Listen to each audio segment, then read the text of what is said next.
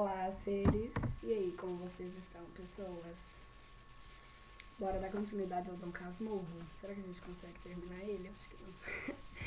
É enorme esse livro. Acho que a gente vai mais uns 2 vídeos. E eu tenho uma coisa pra contar pra vocês. Eu fiz uma confusão tremenda com a numeração dos capítulos. Nós estamos no capítulo 90. Eu disse que eu tinha problema com números romanos, eu me empolgo, falei, e eu fui lendo. Então, assim, inclusive esse capítulo é a polêmica. Mas, não tá, assim, não só desconsiderem os capítulos, os números dos capítulos. Nós vamos ler todos, mas eu errei. Eu acho que eu pulei, eu voltei. Eu não sei o que eu fiz. Eu tenho sérios problemas com números romanos, assim como direita e esquerda. Então, eu peço perdão. Não tem como eu corrigir, eu voltar, porque são mais de 10 vídeos.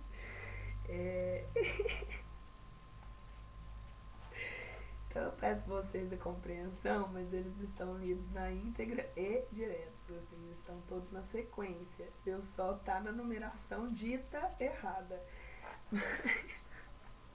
Mas enfim, perdoados estamos. Então bora continuar esse livro aí, vamos. Porque agora o negócio tá começando a pegar, né? A polêmica. No dia seguinte, passei pela casa do defunto, sem entrar nem preparar. Ou, se parei, foi só um instante, ainda mais breve que esse que vou-lo digo. Se não me engano, andei até mais depressa, receando que me chamassem como na véspera, uma vez que não ia ao enterro, antes longe que próximo. Fui andando e pensando no pobre diabo. Não éramos amigos e nem conhecidos de muito. Intimidade? Que intimidade podia haver entre a doença dele e a minha saúde? Tivemos relações breves e distantes. Fui pensando nelas, recordando algumas. Reduziam-se todas a uma polêmica. Entre nós, 2 anos antes, a propósito. Mal podeis crer que, a propósito, foi a guerra da Crimeia. Manduca vivia no interior da casa, deitado na cama, lendo por desfatio. Ao domingo, sobre a tarde, o pai enfiava-lhe uma camisola escura e trazia-o para o fundo da loja, donde ele espiava um palmo da rua e a gente que passava.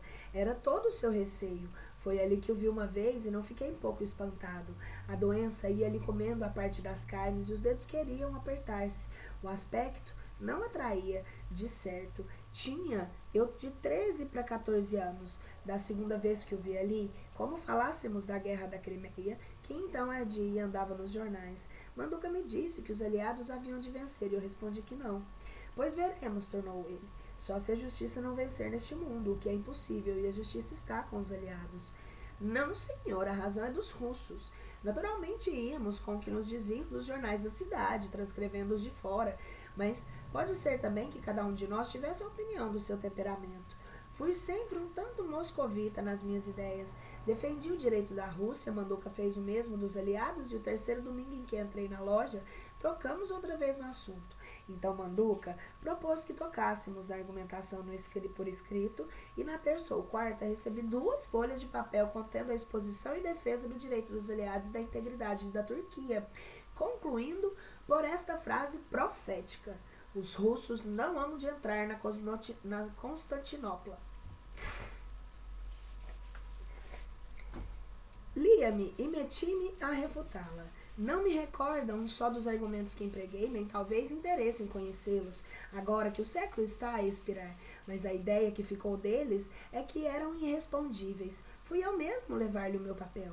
Fizeram-me entrar na alcova onde ele jazia, estirado na cama, mal coberto por uma colcha de retalhos. Ou gosto da polêmica, ou qualquer coisa que causa que não alcanço, ou o gosto da polêmica, ou qualquer coisa que causa que não alcanço, não me deixou sentir toda a repugnância que saía da cama do doente, e o prazer que lhe dei foi o papel sincero, o prazer com que lhe dei o papel foi sincero. Manduca, pela sua parte, por mais nojosa que tivesse então a cara, O sorriso que acendeu dissimulou o mal físico. A convicção com que me recebeu o porquê, que me recebeu o papel e disse que, me baguncei aqui a mente. A convicção com que recebeu o papel e disse que ia ler e responderia é que não tem palavras nossas nem alheias que digam de todo com verdade. Não era exaltada, não era ruidosa, não tinha gestos, nem a moléstia os permitia. Era simples, grande, profunda. Um gozo infinito de vitória, antes de saber os meus argumentos. Tinha já papel, pena e tinta ao pé da cama. Dias depois, recebi a réplica. Não me lembra se trazia coisas novas ou não. O calor é o que crescia e o final era o mesmo. Os russos não hão de entrar na Constantinopla. Tripliquei e daí continuou por algum tempo uma polêmica ardente, em que nenhum de nós cedia, defendendo cada um dos seus clientes com força e brio. Manduca era mais longo e pronto que eu. Naturalmente, a mim sobravam 1000 coisas que distraíam o estudo, os receios, a família e a própria saúde que me chamavam os outros exercícios. Manduca, salvo o palmo de rua ao domingo de tarde, tinha só esta guerra, assunto da cidade do mundo, mas que ninguém ia tratar com ele. O acaso dera-lhe em mim um adversário. Ele, que tinha gosto à escrita, deitou-se ao debate como a um remédio novo e radical. As horas tristes e compridas eram agora breves e alegres. Os olhos desaprenderam de chorar, se porventura choravam antes. Senti essa mudança nele nas próprias maneiras do pai e mãe. Não imagina como ele anda agora, depois que o senhor lhe escreve aqueles papéis, dizia-me o dono da loja, uma vez à porta da rua. Falei e ri muito. Logo eu mando o caixeiro levar-lhe os papéis dele, entra a indagar-lhe da resposta e se demorará muito. E que pergunte ao moleque quando passar. Então espera, relê jornais e toma notas, mas vem apenas, recebe seus papéis, atira-se a lê-los, começa logo a escrever a resposta. Há ocasiões em que não come ou come mal, tanto que eu queria pedir-lhe uma coisa, é que não os mande à hora do almoço e do jantar. O cara tava ajudando ele até a melhorar, né, velho? Ele ficou tão legal que ele ficou animado. Fui eu que cansei primeiro. Comecei a demorar as respostas até que não dei mais nenhuma. Ele ainda teimou 2 ou 3 vezes depois do meu silêncio, mas não recebendo a contestação alguma, por fadiga também ou por não aborrecer, acabou de todo com as suas apologias. A última, como a primeira, como todas, afirmava numa predição eterna: os russos não hão de entrar na Constantinopla. Não entram efetivamente, nem então e nem depois, nem até agora. Mas a predição será eterna? Não chegarão a entrar algum dia? Problema difícil. O próprio Manduca, para entrar na sepultura, gastou 3 anos de dissolução, tão certo que a natureza, como a história, não se faz brincando. A vida dele resistiu como a Turquia. Se afinal cedeu, foi porque lhe faltou aliança, como a anglo-francesa, não se podendo considerar tal o simples acordo da medicina e da farmácia. Morreu, afinal, como os estados morrem. No nosso caso particular, a questão é saber, não se a Turquia morrerá, porque a morte não poupa ninguém, mas se os russos entrarão algum dia em Constantinopla. Essa era a questão para o meu vizinho leproso, debaixo da triste rota infecta colcha de retalhos. Ele deu alegria pro cara durante um tempo, né? Isso talvez ficou na memória dele pra sempre. Eu não vou falar o número do cavalo, é 91 agora, gente. XCI. Eu vou ler assim agora os capítulos. Gente, dá pra ver que é um problema, porque eu tava no 60. Fui conferir quando passou pros 70, aí eu fui ver no Google, né, lá no livro, lá no classificação dos números romanos. E tava errado. Fazer o que, né? Acontece.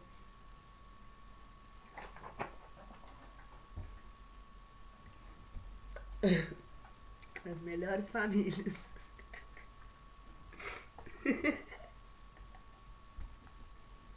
Eu tô rindo aqui que é mais de 100 páginas pra eu perceber. Ai, ai. Vambora. Achado que consola. É claro que as reflexões que aí deixo não foram feitas então a caminho do seminário, mas agora no gabinete do Engenho Novo. Então, não fiz propriamente nenhuma, não a não ser esta, que servi de alívio um dia ao meu vizinho Manduca. Hoje, pensando melhor, acho que não só servi de alívio, mas até lhe dei felicidade. E o achado consola-me, já agora não esquecerei, mas que dei 2 ou 3 meses de felicidade a um pobre diabo, fazendo-lhe esquecer o mal e o resto. É alguma coisa na liquidação da minha vida. Se há no outro mundo tal ou qual prêmio para as virtudes sem intenção, esta pagará 1 ou 2 dos meus muitos pecados. Quanto ao Manduca, não creio que fosse pecado opinar contra a Rússia, mas, se era ele, estará purgando há 40 anos a felicidade que alcançou em 2 ou 3 meses, donde concluirá já tarde que ainda era melhor haver gemido somente sem opinar coisa alguma. Capítulo 92. XCII.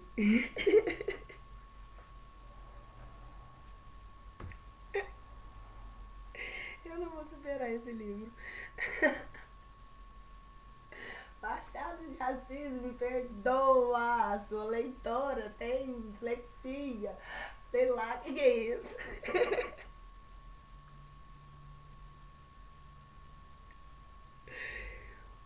O diabo não é tão feio como se pinta. Eu também acho.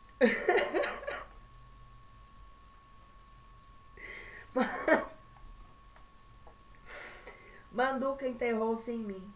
A muitos outros aconteceu a mesma coisa sem que eu sentisse nada, mas este caso afligiu-me, particularmente pela razão já dita. Também senti não sei que melancolia ao recordar a primeira polêmica da vida, a gosto com que ele recebia os meus papéis e se propunha a refutá-los, não contando a gosto do carro, mas o tempo apagou depressa todas essas saudades e ressurreições. Nem foi só ele, 2 pessoas vieram ajudá-lo, Capitu, cuja imagem dormiu comigo na mesma noite, e outra que direi no capítulo que vem. O resto desse capítulo é só para pedir que, se alguém tiver de ler o meu livro com alguma atenção mais da que lhe exigir o preço do exemplar, não deixe de concluir que o diabo não é tão ruim como se pinta. O que quero dizer? Quero dizer que o meu vizinho de mata-cavalos, temperando o mal com a opinião antirrussa, dava à podridão das suas carnes um reflexo espiritual que as consolava. Há consolações maiores, de certo uma das mais excelentes, é não padecer esse nem outro mal algum, mas a natureza é tão divina que se diverte como tais contrastes, e aos mais nojentos ou mais aflitos acena como uma flor. Talvez seja assim, talvez seja assim a flor mais bela. O meu jardineiro afirma que as violetas, para terem um cheiro superior, há um mister de estrume de porco. Não examinei, mas deve ser verdade. Capítulo 93. X, C, I, I, I.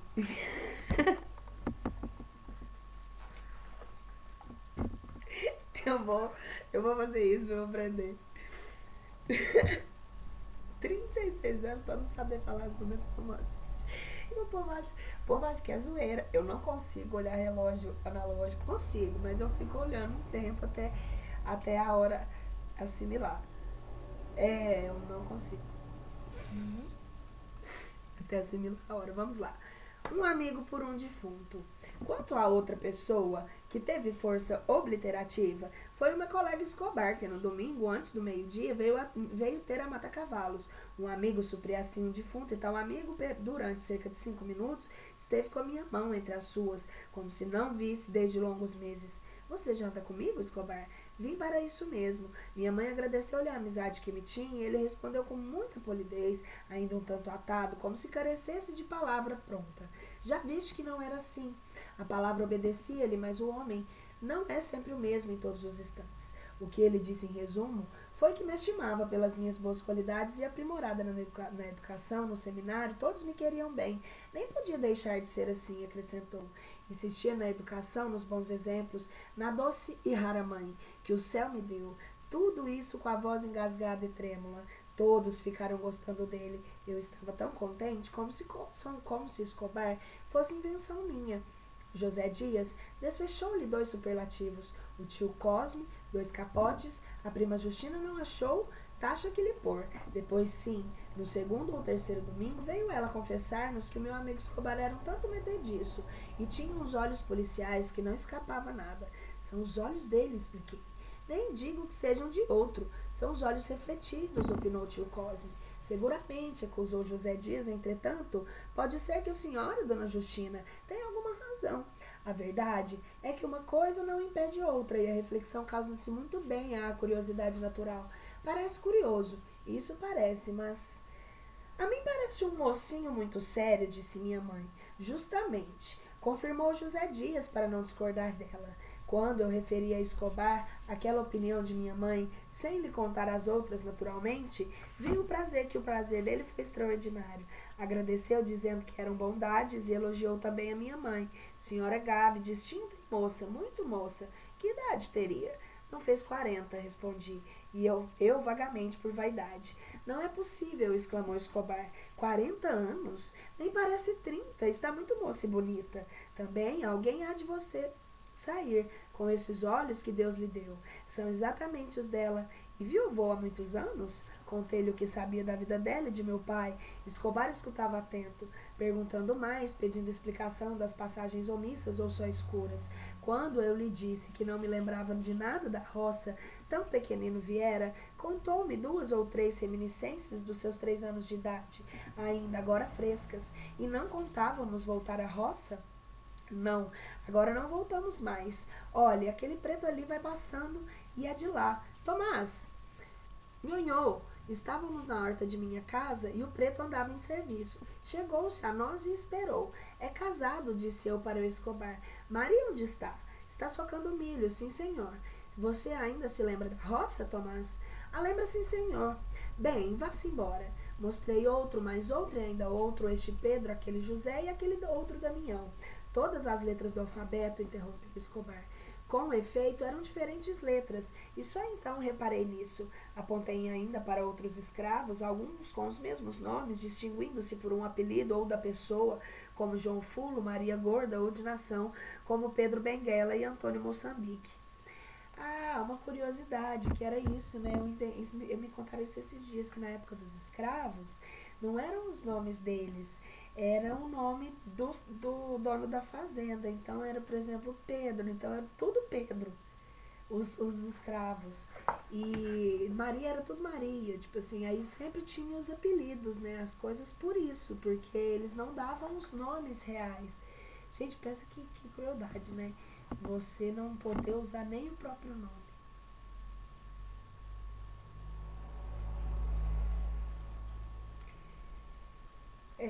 Espiritualmente falando, a gente sabe que realmente a dívida ainda é grande, né? A reparação, né?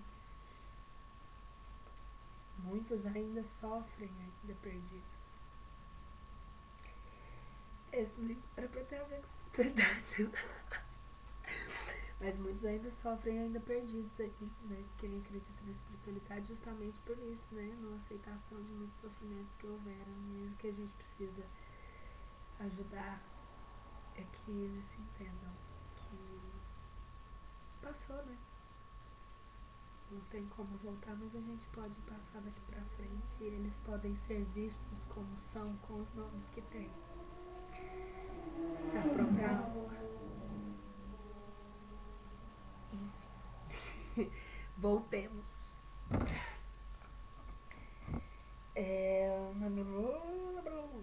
Estão todos aqui em casa? Perguntou ele. Não, alguns ganhando na rua, outros estão alugados. Não era possível ter todos na casa, nem são todos os da roça. A maior parte ficou lá. O que me admira é que Dona Glória se acostumasse logo a viver em casa da cidade, onde tudo é apertado, e lá é naturalmente grande. Não sei, mas parece. Mamãe tem outras casas maiores que essa. Diz, porém, que há de morrer aqui. As outras estão alugadas. Algumas são bem grandes, como a da Rua Quintanda. Conheço essa, é bonita.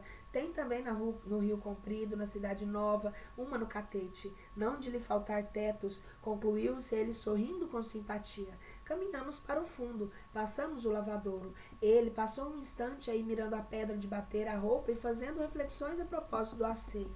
Depois, continuamos. Quais foram as reflexões não me lembro agora. Lembra-me só que achei engenhosas. Ele ri e riu também. A minha alegria acordava a dele. O céu estava tão azul e o ar tão claro que a natureza parecia rir também conosco. São assim as boas horas deste mundo. Escobar confessou esse acordo do interno com o externo por palavras tão finas e altas que me comoveram. Depois do propósito de beleza moral que se ajusta à física, tornou a falar de minha mãe. Um anjo dobrado, disse ele. Capítulo 94. Ideias aritméticas. Não digo mais que foi muito. Nem ele sabia só elogiar e pensar. Sabia também calcular depressa e bem. Era das cabeças aritméticas de Holmes. 2 mais 2 igual a 4. Não se imagina a facilidade com que ele somava ou multiplicava de cor. A divisão, que foi sempre uma das operações difíceis para mim, que era para ele como nada, cerrava um pouco os olhos voltados para cima e sussurrava na denominação dos algarismos. Estava pronto, isso com 7, 13, 20 algarismos. A vocação era tal que o fazia amar os próprios sinais das somas, e tinha essa opinião que os algarismos, sendo poucos, eram muito mais bem conceituosos que as 25 letras do alfabeto. Há letras inúteis e dispensáveis, dizia ele. Que serviço diverso prestam o D e o T? Tem quase o mesmo som. O mesmo, digo, B e do P. O mesmo, digo, do S e do C e do Z. E o mesmo do K e do G, e etc. São trapalhices caligráficas. Veja os algarismos. Não há dois que o façam o mesmo ofício. 4 é 4, 7 é 7. E admire a beleza com que 4 e 1, 7 formam esta coisa que se exprime por 11. Agora dobre 11 e terá 22. Multiplique igual número e dará 484. E assim por diante. Mas onde a perfeição é maior no emprego zero, o valor do zero é em si mesmo, nada. Mas o ofício deste sinal negativo é justamente aumentar. Um 5 sozinho é um 5. Põe ele 2 zeros é 500. Assim, o que não vale nada faz valer muito, coisa que não fazem as letras dobradas, pois tanto aprovo como um P como 2P. O criado na ortografia de meus pais custava-me ouvir as tais blasfêmias, mas não ousava refutá-lo. Contudo, um dia proferi alguma das palavras de defesa, ao que ele respondeu que era um preconceito, e acrescentou que as ideias aritméticas podiam ir ao infinito com a vantagem de que eram mais fáceis de menear. Assim que eu não era capaz de resolver o momento de um problema filosófico ou linguístico, ao passo que ele podia somar em 3 minutos quaisquer quantias. Por exemplo, dê-me um caso, dê-me uma porção de números que eu não sabia e não possa saber antes. Olhe, dê-me o número de casas da sua mãe e os aluguéis de cada uma. E se eu não disser a soma total em 2, em 1 minuto enforque-me. Aceitei a aposta e na semana seguinte levei-lhe escritos no papel de algarismo das casas e dos aluguéis. Escobar pegou o papel, passou-o pelos olhos a fim de decorar, e quando eu fitava o relógio, ele erguia as pupilas e cerrava as pálpebras e sussurrava. O vento não é mais rápido. Foi dito e feito. Em meio minuto bradava-me. Dá tudo 1070... Ixi, não sei dessa época quanto que era, né? Dava 1070 mensais. Fiquei pasmado. Considera que não era menos de 9 casas e que os aluguéis variavam de uma para outra, indo de 70 a 180. Por isso tudo é que eu gastaria 3 ou 4 minutos e haveria de ser no papel. Vê-lo Escobar de cor, brincando. Olhando-me triunfalmente, perguntava se não era exato. Eu, só por mostrar-lhe que sim, tirei do bolso o papelinho que levava com a soma total e mostrei-lhe. Era aquilo mesmo, num erro. 1070. Isso prova que as ideias aritméticas são mais simples e, portanto, mais naturais. A natureza é simples, a arte é atrapalhada. Fiquei tão entusiasmado com a facilidade mental do meu amigo que não pude deixar de abraçá-lo. Era no pátio, outros seminaristas notaram a nossa efusão. O padre que estava com eles não gostou. A modéstia, disse-nos, não consente gestos excessivos. Podem estimar-se com moderação.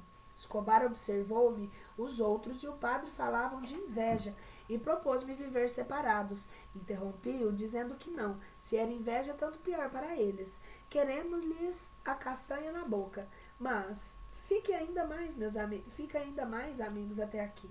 Escobar acertou-me a mão às escondidas com tal força que ainda doem os dedos.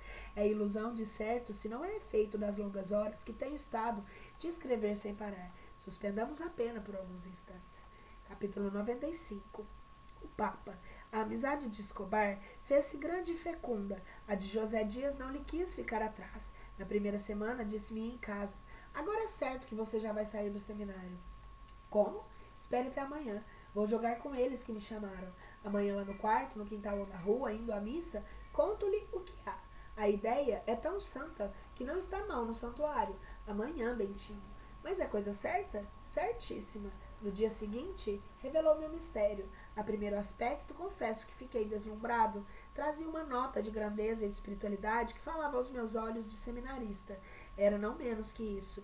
Minha mãe, ao parecer dele, estava arrependida do que fizera e desejaria ver-me cá fora, mas entendia que o vínculo moral da promessa prendia indissoluvelmente. Cumpria rompê-lo, para tanto valia a Escritura, com o poder de desligar dado aos apóstolos. Assim que ele e eu iríamos a Roma pedir a absolvição do Papa. Que me parecia?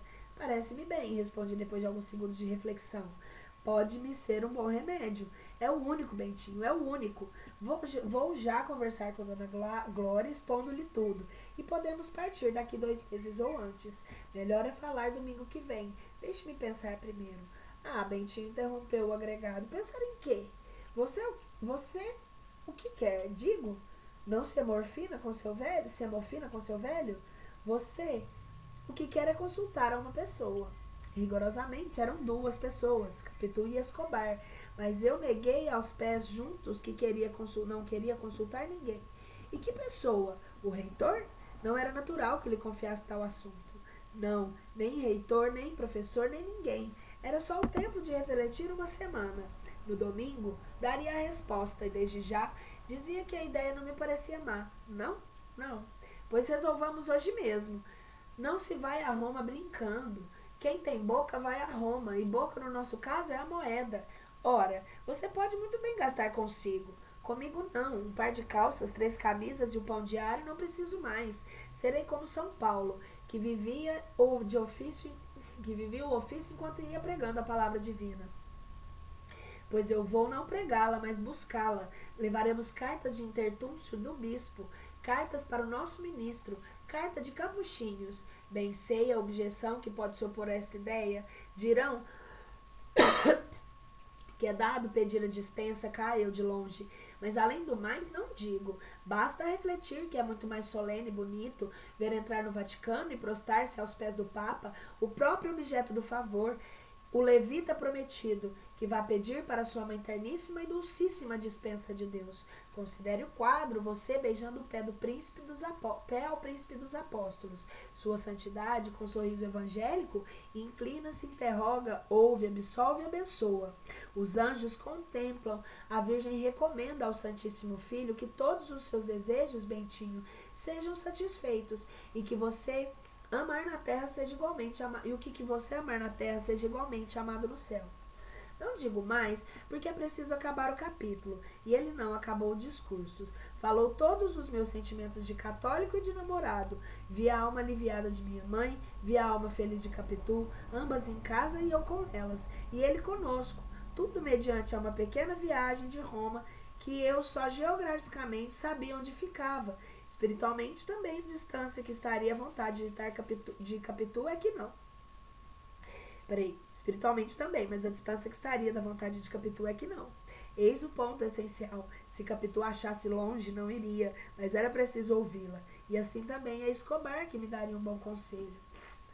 Capítulo 96. Um substituto. Expus a Capitu a ideia de José Dias, ouvi-me atentamente e acabou triste. Você indo, disse ela, esquece-me inteiramente. Nunca, esquece. A Europa, dizem que é tão bonita, e a Itália principalmente. Não lê que de lá que vêm as cantoras? Você esquece-me, Bentinho, e não haverá outro meio? Dona Glória está morta para que você saia do seminário. Sim, mas julga-se presa pela promessa. Capitu não achava outra ideia, mas acabava de adotar esta. De caminho pediu-me que, se acaso fosse a Roma, jurasse que no fim de 6 meses estaria de volta. Juro. Por Deus? Por Deus, por tudo? Juro que no fim de 6 meses estarei de volta. Mas se o Papa não tiver ainda soltado a você, mando dizer isso mesmo. E se você mentir?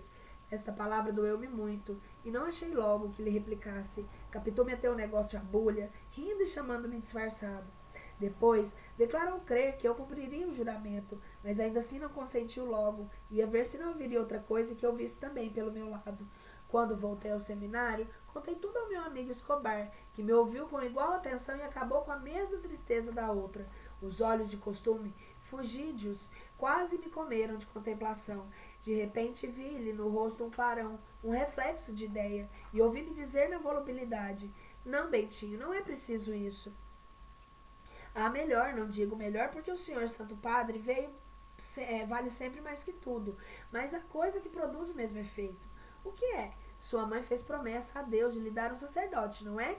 Pois bem, dê-lhe um sacerdote que não seja você. Ela pode muito bem tomar a si algum mocinho órfão e fazê-lo ordenar à sua casa, à sua custa. Está dado um padre ao altar sem que você... Entendo. É isso mesmo. Não acha? Continuou ele. Consulte isso. Consulte sobre isto o protonatário. Ele lhe dirá se não é a mesma coisa ou se o mesmo consulto se quer. E se ele hesitar, fala-se ao senhor bispo. Eu refletindo.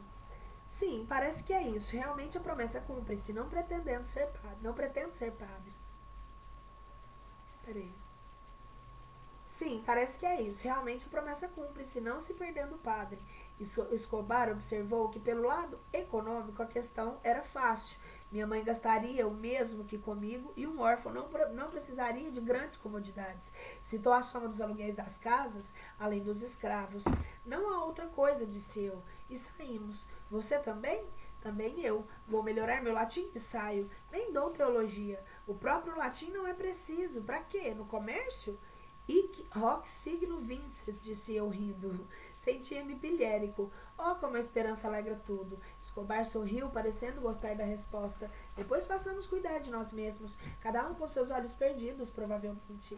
Os dele estavam assim, quando me tornei de longe. E agradeci de novo o panorama lembrado. Não podia haver melhor. Escobar ouviu-me contentíssimo. Ainda uma vez, disse ele gravemente, a religião e a liberdade fazem boa companhia. Capítulo 97. A saída. Tudo se fez por este teor. Minha mãe hesitou um pouco, mas acabou cedendo. Depois que o padre Cabral, consultado o bispo, voltou a dizer-lhe que sim, que podia ser. Saí do seminário no fim do ano. Tinha então pouco mais de 17. Aqui devia ser bem o meio do livro, mas a inexperiência fez-me ir atrás da pena e quase chego ao fim do papel com o melhor da narração por dizer. Agora não há mais que levá-la a grandes pernadas, capítulo sobre capítulo, pouca emenda, pouca reflexão, tudo em resumo. Já esta página vale por meses, outra valerão por anos. Assim chegaremos ao fim. Um dos sacrifícios que faço a esta dura necessidade é a análise de minhas emoções dos 17 anos.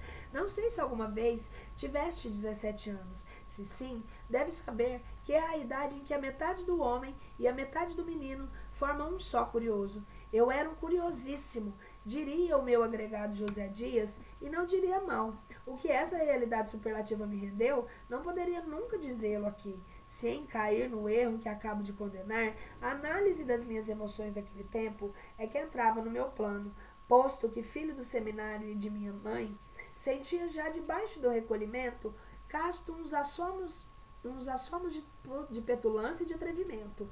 Eram do sangue, mas eram também das moças que na rua ou da janela não me deixavam viver sossegado. Achavam-me lindo e diziam-me, algumas, queiram mirar de mais perto a minha beleza, e a vaidade é um princípio de corrupção. Capítulo 98. 5 anos. Venceu a razão. Fui meus estudos. Passei os 18 anos, os 19, os 20, os 21, aos 22, era bacharel em direito. Tudo mudaram em volta de mim. Minha mãe resolvera envelhecer, ainda assim, os cabelos brancos vinham de má vontade, aos poucos e espalhadamente. A touca, os vestidos, os sapatos rasos e surdos eram os mesmos de outrora. Já não andaria de um lado para o outro. Tio Cosme padecia do coração e ia descansar.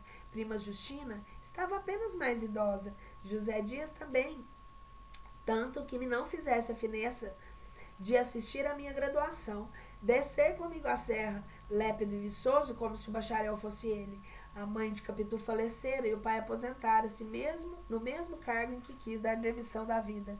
Escobar começava a negociar em café, depois de haver trabalhado 4 anos em uma das primeiras casas do Rio de Janeiro. Era opinião da prima Justina que ele afagara a ideia de convidar a minha mãe nas segundas núpcias, mas se tal ideia houve, cumpre não esquecer a grande diferença de idade. Talvez ele não pensasse em mais que associá-la aos seus primeiros tentames comerciais, e de fato, a pedido meu, minha mãe adiantou-lhe alguns dinheiros que ele lhe restituiu logo que pôde, mas sem este remoque. Dona Glória é medrosa e não tem ambição. A separação não nos esfriou. Ele foi o terceiro na troca das cartas entre mim e Capitu. Desde que a viu, animou-me muito no nosso amor. As relações que travou com meu pai de Santia estreitaram as que já traziam com Capitu e fê-lo servir a ambos nós como amigo. A princípio, custou-lhe a ela aceitá-lo. Preferia José Dias, mas o José Dias repugnava-me por um gesto de respeito e de criança. Venceu Escobar, posto que vexada, Capitu entregou-lhe a primeira carta, que foi a mãe e a avó das outras. Nem depois de casado, surpreendeu ele o obséquio. Que ele casou, adivinha com quem? Casou com a boa Santia, a amiga de Capitu, quase irmã dela, que alguma vez, escrevendo-me, chama esta sua cunhadinha. Assim, se formam as refeições e os parentescos e as aventuras e os livros. Capítulo 99. O filho é a cara do pai. Minha mãe, quando eu regressei em bacharel, quase estalou de felicidade. Ainda ouço a voz de José Dias, lembrando o Evangelho de São João e dizendo haver-nos abraçados. Mulher, eis aí está o teu filho. Filho, eis aí está a tua mãe. Minha mãe, entre lágrimas, Mano Cosme, é a cara do pai, não é? Sim, tem alguma coisa. Os olhos, a disposição do rosto. É o pai um pouco mais moderno, concluiu por Chalaça. E diga-me agora, Mana Glória, não foi melhor que ele não teimasse em ser padre? Veja se este Peralta daria um padre capaz. Como vai o meu substituto? Vai indo. Ordena-se para o ano, respondeu tio Cosme. Hás de ir ver a ordenação. Eu também, se o meu senhor coração consentir. É bom que te sinta as almas do outro como se concebessem em ti mesma a sagração. Justamente, exclamou minha mãe. Mas veja bem, Mano Cosme, veja se não é a figura do meu defunto. Olha bentinho, olha bem para mim. Sempre achei que te parecias com ele, agora é muito mais. O bigode é que desfaz um pouco. Sim, Mana Glória, o bigode realmente, mas é muito parecido. E a minha mãe beijava-me com uma ternura que não sei escrever. Tio Cosme, para alegrá-la, chamava-me de doutor, José Dias também. E todos em casa, a prima, os escravos, as visitas, Pado, a filha, ela mesma repetiam-me o título. Capítulo 100, que é o C. Tu serás feliz, Bentinho. No quarto, desfazendo a mala e tirando a carta de bacharel de dentro da lata, ia pensando na felicidade e na glória. Via o casamento e a carreira ilustre enquanto José Dias me ajudava, calado e zeloso. Uma fada invisível desceu ali e me disse em voz igualmente macia e cálida: Tu serás feliz, Bentinho. Tu vais ser feliz. E por que não seria feliz? Perguntou José Dias, endireitando o tronco e fitando-me. Você ouviu? Perguntei, erguendo-me também espantado. Ouviu o quê? Ouviu a voz que dizia que eu serei feliz? É boa, você mesma é que está dizendo. Ainda agora sou capaz de jurar que a voz era da fada. Naturalmente, as fadas, expulsas dos contos e dos versos, meteram-se no coração da gente e falaram de dentro para fora. Esta, por exemplo, muita vez ouvi clara e distinta. Há de ser prima das feiticeiras da Escócia. Tu serás res, Macbeth. Tu serás feliz, Bentinho. Ao cabo, é a mesma predição, pela mesma toada universal e eterna. Quando voltei ao meu espanto, ouvi o resto do discurso de José Dias. Há de ser feliz como merece, assim como mereceu esse diploma que ele está e que não é favor de ninguém. A distinção que tirou todas as matérias é prova disso. Já lhe contei que ouvi de boca dos lentes, em particular, os maiores elogios. Demais, a felicidade não é só glória, e também outra coisa. Ah, você não confiou ao velho José Dias. O pobre José Dias está ali para um canto. É caju chupado, não vale nada. Agora são os novos, os Escobares. Não lhe nego que é moço, muito distinto e trabalhador e marido de truz, mas enfim, velho também sabe te amar. Mas que há de ser? Que é que não sabe tudo? Aquela intimidade de vizinhos tinha de acabar nisto, que é verdadeiramente uma benção do céu, porque ela é um anjo, um anjíssimo. Perdoe-me assim cada Bentinho, foi um modo de acentuar a perfeição daquela moça. Cuidei, contrário outrora, confundi os modos de criança com expressões de caráter e não vi que essa menina, travessa, já de olhos pensativos, era a flor caprichosa de um fruto sadio e doce. Por que é que não me contou também que os outros sabem e que cá em casa está mais que adivinhando e aprovado? Mais adivinhado e aprovado? Nossa, gente, tem hora que... Por que é que não me contou também que o que os outros sabem e cá em casa está mais que adivinhado e aprovado? Mamãe aprova deveras? Pois então, temos falado sobre isso e ela fez-me o favor de pedir a minha opinião. Pergunte-lhe o que é que eu lhe disse em termos claros e positivos. Pergunte-lhe.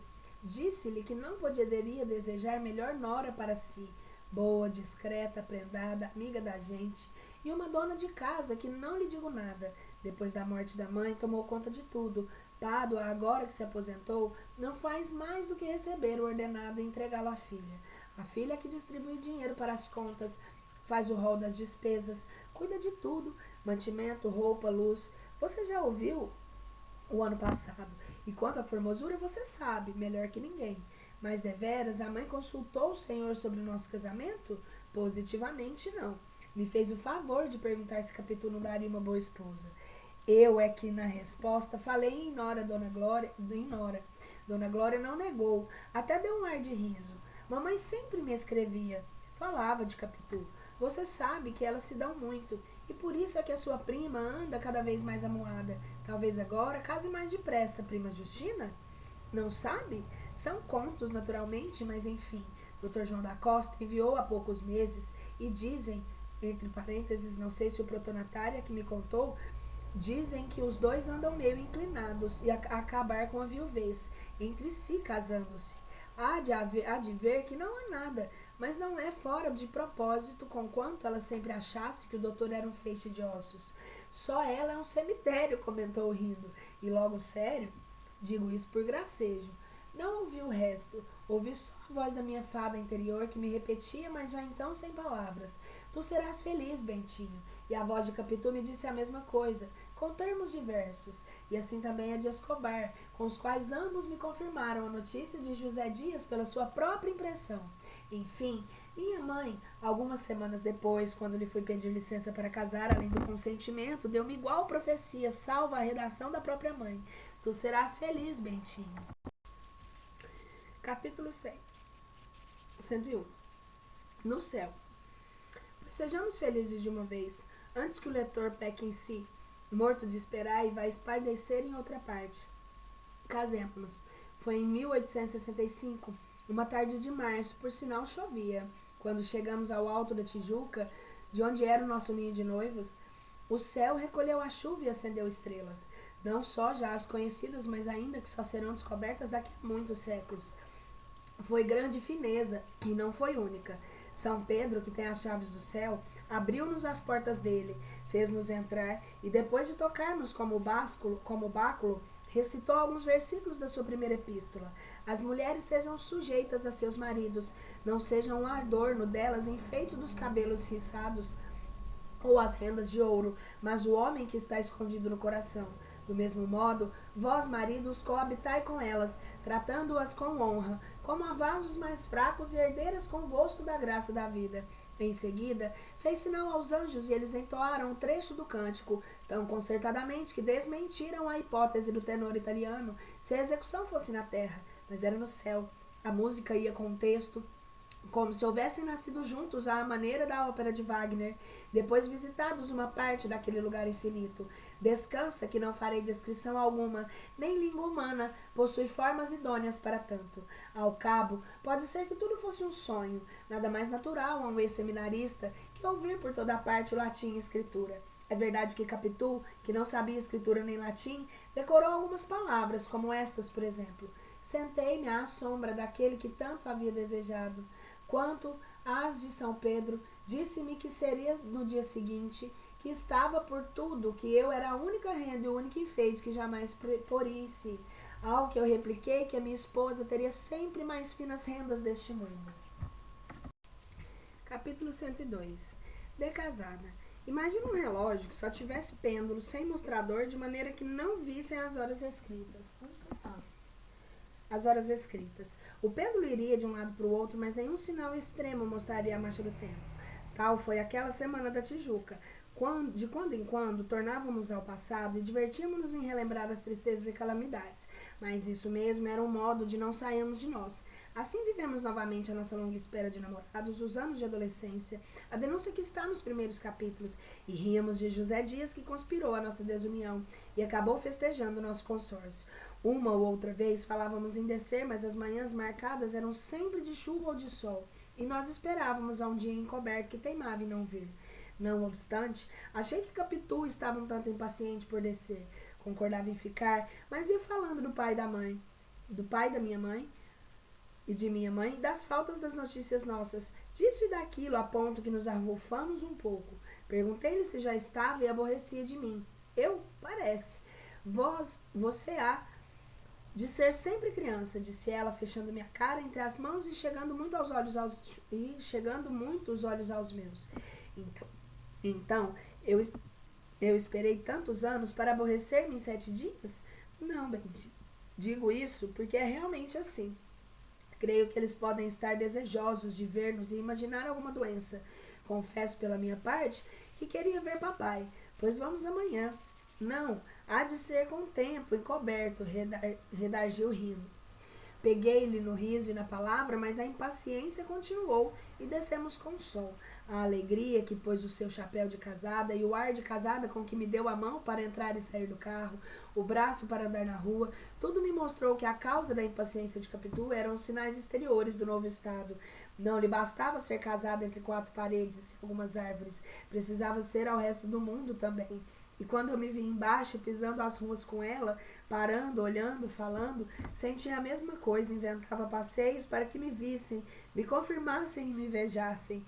Na rua, muitos voltavam a cabeça curiosos, ou paravam. Alguns perguntavam quem são, e um sabido explicava: esse é Dr. Santiago, que casou há dias com aquela moça, Dona Capitolina, depois de uma longa paixão de crianças.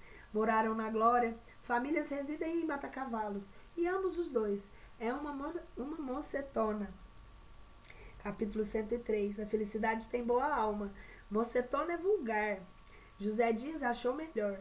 Foi a única pessoa cá de baixo que nos visitou na Tijuca, levando abraços dos nossos e palavras suas, mas palavras que eram músicas verdadeiras. Não as ponho aqui para ir poupando papel, mas foram deliciosas. Um dia, comparou-nos às aves criadas em 2 vãos do telhado contíguos. Imagina o resto, as aves emplumando, as aves subindo ao céu, e o céu agora mais largo para poder contê-las. Também nenhum de nós riu. Ambos escutávamos comovidos e convencidos, esquecendo tudo, desde a tarde de 1858. A felicidade tem boa alma. Capítulo 104. As pirâmides. José Dias dividia-se agora entre mim e minha mãe, alternando os jantares de glória com os almoços de mata-cavalos. Tudo corria bem. Ao fim de 2 anos de casado, salvo o desgosto grande de não ter um filho, tudo corria bem. Perderam meu sogro, é verdade, e o tio Cosme estava por pouco, mas a saúde da minha mãe era boa, a nossa excelente. Eu era um advogado de algumas casas ricas e os processos vinham chegando. Escobar contribuíra muito para as minhas estreias no foro e interveio com um advogado célebre para que me admitisse à sua banca. E arranjou-me algumas procurações, tudo espontaneamente. Demais, as nossas relações de família estavam previamente feitas. Sancha e Capitu continuavam, depois de casadas, a amizade da escola, e Escobar e eu, a do seminário. Eles moravam em Andaral, aonde queriam que fôssemos muitas vezes, e não podendo ser tantas como desejávamos, íamos lá jantar com alguns domingos, ou eles vinham fazê-lo conosco. Jantar é pouco.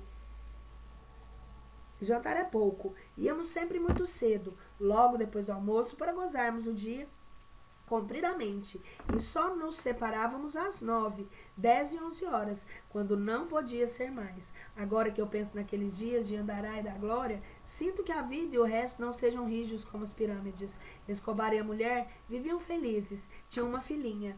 Em tempo, ouvi de falar como aventura do marido. O negócio do teatro, não sei que atriz ou bailarina, mas se foi certo, não deu escândalo. Sancha era modesta, o marido trabalhador. Como eu um dia dissesse que Escobar lastimava não ter um filho, replicou-me: homem, deixe lá. Deus os dará quando quiser. E se não der nenhum, é que os quer para si. Melhor será que fiquem no céu. Uma criança, um filho, é completamente natural da vida. Virá se for necessário. Não vinha. Capitu pedia-lhe em suas orações, mais de uma vez dava por mim a rezar e a pedi-lo. Não era como em criança. Agora, pagava antecipadamente como os aluguéis da casa. Capítulo 105. Os braços.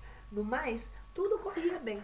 Capitu gostava de rir, divertia-se como nos primeiros tempos. Quando íamos a passeios e espetáculos, era como um pássaro que saísse da gaiola. Arranjava-se com graça e modéstia. Embora gostasse de joias como as outras moças, não queria que eu lhe comprasse muitas nem caras, e um dia afligiu-se tanto que prometi não comprar mais nenhuma. Mas foi só por pouco tempo. A nossa vida era mais ou menos plácida. Quando não estávamos com a família ou com amigos, ou se não íamos a algum espetáculo, ou sessão particular, e estes eram raros, passávamos as noites às nossas janelas da glória, mirando o mar e o céu, a sombra das montanhas e navios, ou a gente que passava na praia. Às vezes eu contava a Capitu a história da cidade, outras dava-lhe notícias de astronomia, notícias de amador. Ela escutava atenta e curiosa, nem sempre tanto que não cochilasse um pouco. Não sabendo de amizade, na glória, era uma de nossas recreações. Também cantava, mas pouco e raro por não ter voz. Um dia chegou a entender que era melhor não cantar nada e cumpriu o convite. De dançar, gostava e enfeitava-se sem amor. Com amor.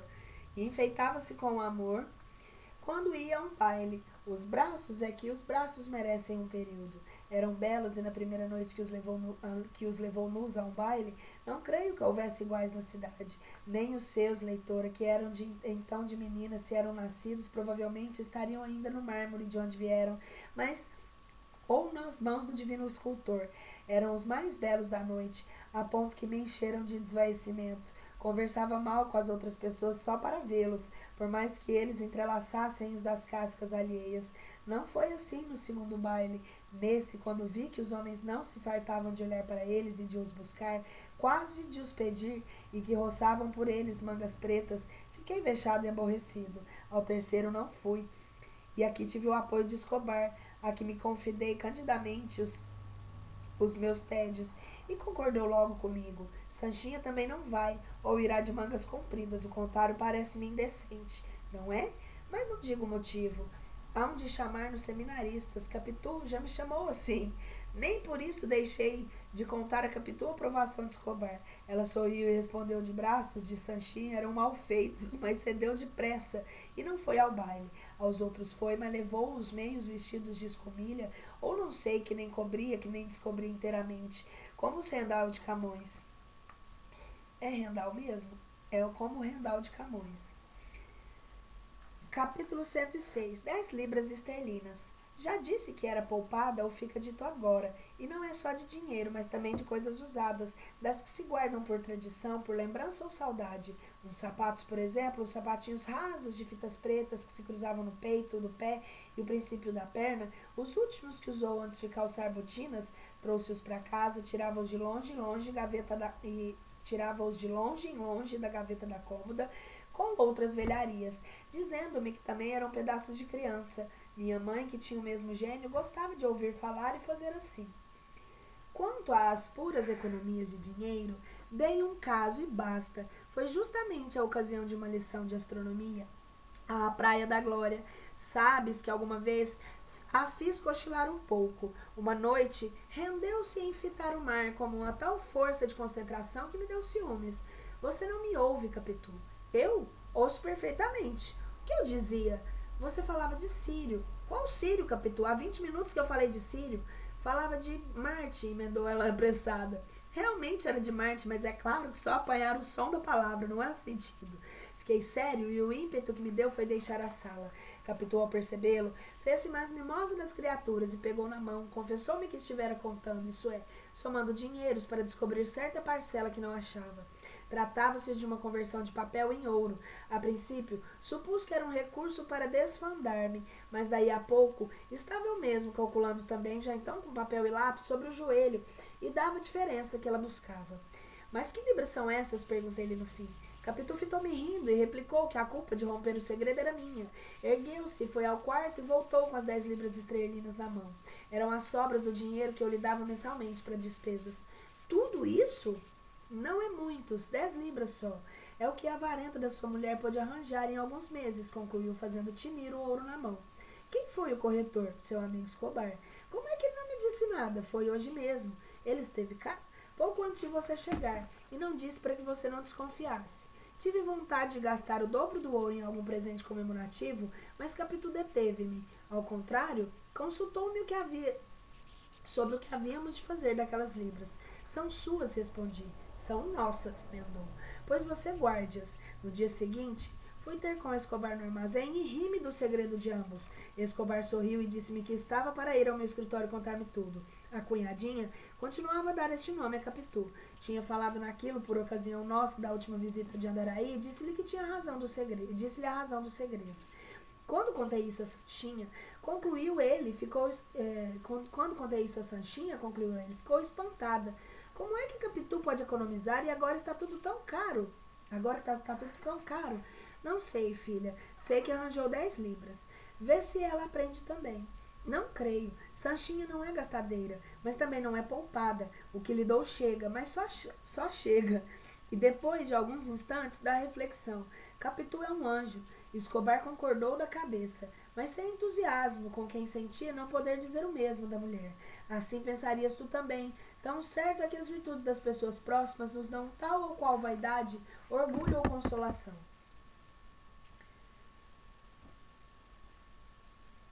Capítulo 107. Ciúmes do mar. Se não fosse a astronomia, não descobriria eu tão cedo as 10 libras de Capitu. Mas não é por isso que tomo a ela. É para que não cuide a vaidade. É para que não cuide que a vaidade de professor é que me faz padecer a desatenção de Capitu e ter ciúmes do mar. Não, meu amigo. Venho explicar-te que tive tais ciúmes pelo que podia estar na cabeça da minha mulher. Não fora ou acima dela. É sabido que as distrações de uma pessoa podem ser culpadas, metade culpadas, um terço ou quinto, um décimo culpadas, pois que em matéria de culpa a graduação é infinita. A recordação de uns simples olhos basta para fixar, outros que recordem é que se deleitem com a imaginação deles. Não é mister pecado efetivo e mortal, nem papel trocado, simples palavra aceno, suspiro ou sinal ainda mais miúdo e leve. Um anônimo ou anônima que passe a esquina da rua faz com que metamos Sírio dentro de Marte. E tu sabes, leitor, que a diferença que há de um a outro na distância e no tamanho, mas a astronomia tem dessas confusões. Foi isso que me fez empalidecer, calar e querer fugir da sala e depois voltar. Deus sabe quando, provavelmente 10 minutos depois. 10 minutos depois, estaria eu outra vez na sala, ao piano ou à janela, continuando lição interrompida. Marte está à distância de...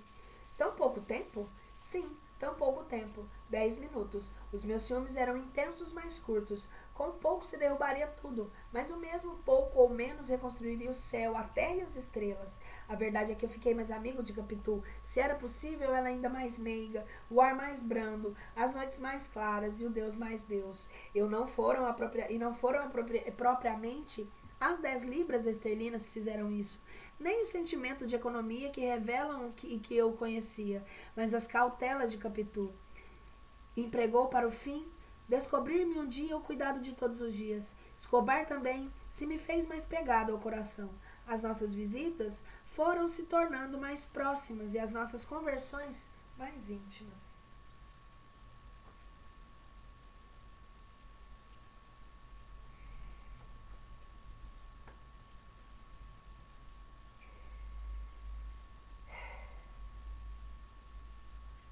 Capítulo 108.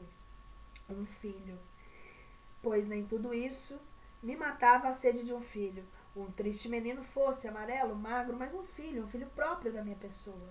Que quando íamos a Andaraí, víamos a filha de Escobar e Santia, familiarmente Capituzinha, por diferençá-la de minha mulher. Visto que lhe deram o mesmo nome à Pia, ficávamos cheios de invejas. A pequena era graciosa e gorducha, faladeira e curiosa. Os pais, como os outros pais, contavam as travessuras e agudezas da menina, e nós, quando voltávamos à noite para a glória, vínhamos suspirando as nossas invejas e pedindo mentalmente ao céu que nos matassem. As invejas morreram, as esperanças nasceram, e não tardou que viesse ao mundo o fruto delas. Não era escasso e nem feio, como eu já pedia, mas um rapagão robusto e lindo. A minha alegria, quando ele nasceu, não sei dizê-la, nunca tive igual e nem creio que possa haver idêntica, ou que de longe ou de perto se pareça com ela. Foi uma vertigem e uma loucura. Não cantava à rua por natural vergonha, nem em casa para não afligir Capitu convalescente. Também não caía, porque há um Deus para os pais novos. Fora, vivia com o espírito do menino, em casa com os olhos a observá-lo, a mirá-lo, perguntar-lhe de onde vinha e por que é que estava tão inteiramente nele, várias outras tolices sem palavras, mas pensadas ou deliradas a cada instante. Talvez pedia algumas causas no foro por descuido. Capitu não era menos terna para ele e para mim. Dávamos as mãos um ao outro e quando nos olhávamos para o nosso filho, conversávamos de nós, do nosso passado e do nosso futuro. As horas de maior encanto e mistério eram as de amamentação. Quando eu vi o meu filho chupando o leite da mãe, toda aquela união da natureza para nutrição e vida, de um ser que não fora nada, mas o nosso destino afirmou que seria, a nossa constância e o nosso amor fizeram que chegasse a ser, ficava que não sei dizer nem digo. Positivamente, não me lembra e receio que o que dissesse me saísse escuro. Escusai minúcias, assim que não é preciso contar a dedicação de minha mãe de Sancha, que também foi passar com Capitu os primeiros dias e noites, quis rejeitar o obséquio de Sancha, respondeu-me que não tinha nada com isso. Também Capitu, em solteira, foi tratá-la à Rua dos Inválidos. Não se lembra que o senhor foi lá vê-la? Lembra-me, mas Escobar, eu virei jantar com vocês e às noites sigo para o Andaraí. 8 dias e tudo está passado. Bem se vê que você é pai de primeira viagem. Também você? Onde está a segunda? Usávamos então essas graças em família. Hoje me recolhi à minha casmurrice, e não sei ainda tal linguagem, mas deve haver. Escobar cumpriu o que disse. Jantava conosco e ia-se à noite. Sobre tarde descíamos aos sonhos, descíamos à praia ou íamos ao passeio público, fazendo seus cálculos e os meus sonhos. Eu vi o meu filho médico, advogado, negociante, meti-o em várias universidades e banco até que aceitei a hipótese dele ser poeta. A possibilidade do político foi consultada e eu criei que me saísse orador, e grande orador. Pode ser redarguida Escobar. Ninguém diria o que veio a ser Demóstenes. Escobar acompanhava muitas nas minhas criancices. Também interrogava o futuro. Chegou a falar a hipótese de casar o pequeno com a filha. A amizade existe, esteve toda nas mãos com que apertei as de Escobar. Ao ouvir-lhe isto, total ausência de palavras com que lhe assinei o pacto. Estas vieram depois de atropelo, afinadas pelo coração que batia com grande força. Aceitei a lembrança e propus que nos encaminhássemos a esse fim, pela educação igual e comum, pela infância unida e correta. Era minha ideia que Escobar fosse padrinho do pequeno, mas a madrinha deveria ser e seria minha mãe. Mas a primeira parte se trocou por intervenção do tio Cosme, que ao ver a criança disse-lhe, entre outros carinhos, anda, toma a benção do seu padrinho velhaco. E voltando-se a mim, não há destino do favor, e há de ser depressa batizado, antes que minha doença me leve de vez. Contei discretamente a anedota a Escobar para que ele me compreendesse e desculpasse. Riu-se e não se magoou. Fez mais. Quis que o almoço do batizado fosse na chácara dele, e foi. E eu ainda tentei espaçar a cerimônia, a ver se o tio Cosme sucumbia à primeira doença, mas parece que esta era mais de aborrecer que de matar. Não houve remédio se não levar o menino à pia, quando se lhe deu o nome de Ezequiel. Era o de Escobar, e eu quis suprir deste modo a falta do compadrinho. Capítulo 109. Um único filho. Ezequiel, quando começou o capítulo anterior, não era ainda gerado. Quando acabou, era cristão e católico. Este é outro destinado a fazer chegar o meu Ezequiel a 5 anos. Um rapagão bonito, com seus olhos claros, já inquietos, como se quisessem namorar todas as moças da vizinhança, ou quase todas. Agora, se considerasses que ele foi o único, que nenhum outro veio, certo nem incerto, morto nem vivo, um só e único, imaginarás os cuidados que nos deu, os sonos que nos tirou e os sustos que nos meteram nas crises dos dentes e outras, a melhor febícula de toda a existência comum das crianças. A tudo acudíamos, segundo cumpria e urgia, coisa que não era necessário dizer, mas há leitores tão obtusos que nada entendem, se lhes era relata tudo e o resto. Vamos ao resto. Capítulo 110. Rasgos da infância.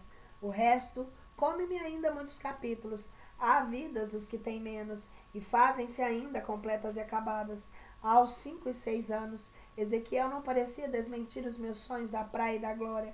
Ao contrário, adivinhavam-se neles todas as vocações da praia possíveis, desde vadio até apóstolo. Vadio é aqui posto no bom sentido, no sentido do homem que pensa e cala. Metia-se às vezes consigo, e nisto fazia lembrar a minha mãe.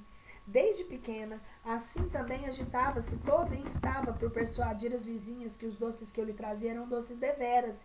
Não fazia antes farto deles. Mas também os apóstolos não levam a boa doutrina, senão depois de terem toda no coração. Escobar, negociante, opinava que a causa principal dessa inclinação talvez fosse convidar o implicante às vizinhas do qual apostolado, quando os pais lhe trouxeram doces, e ria-se da própria graça e anunciava-se o que faria seu sócio.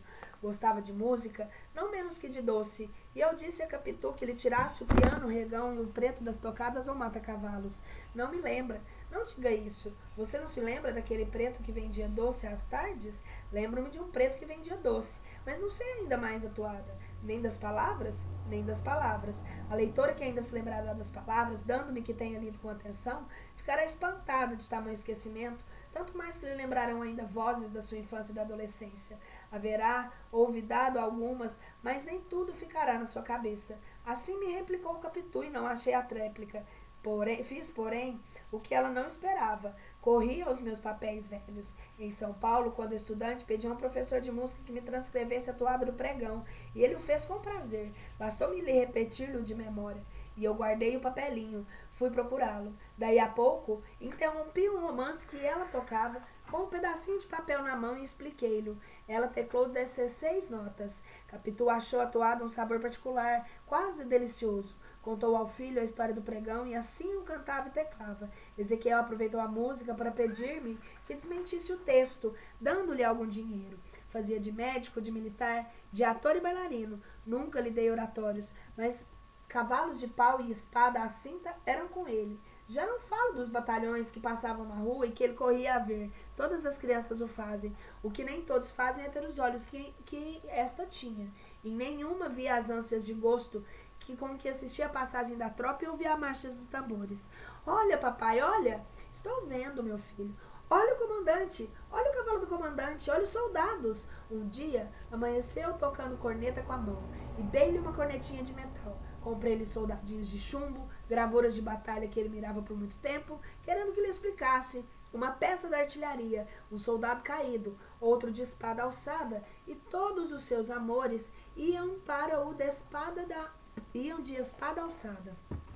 Um dia, ingenuidade, perguntou-me impaciente: mas papai, por que é que ele não deixa cair a espada de uma vez?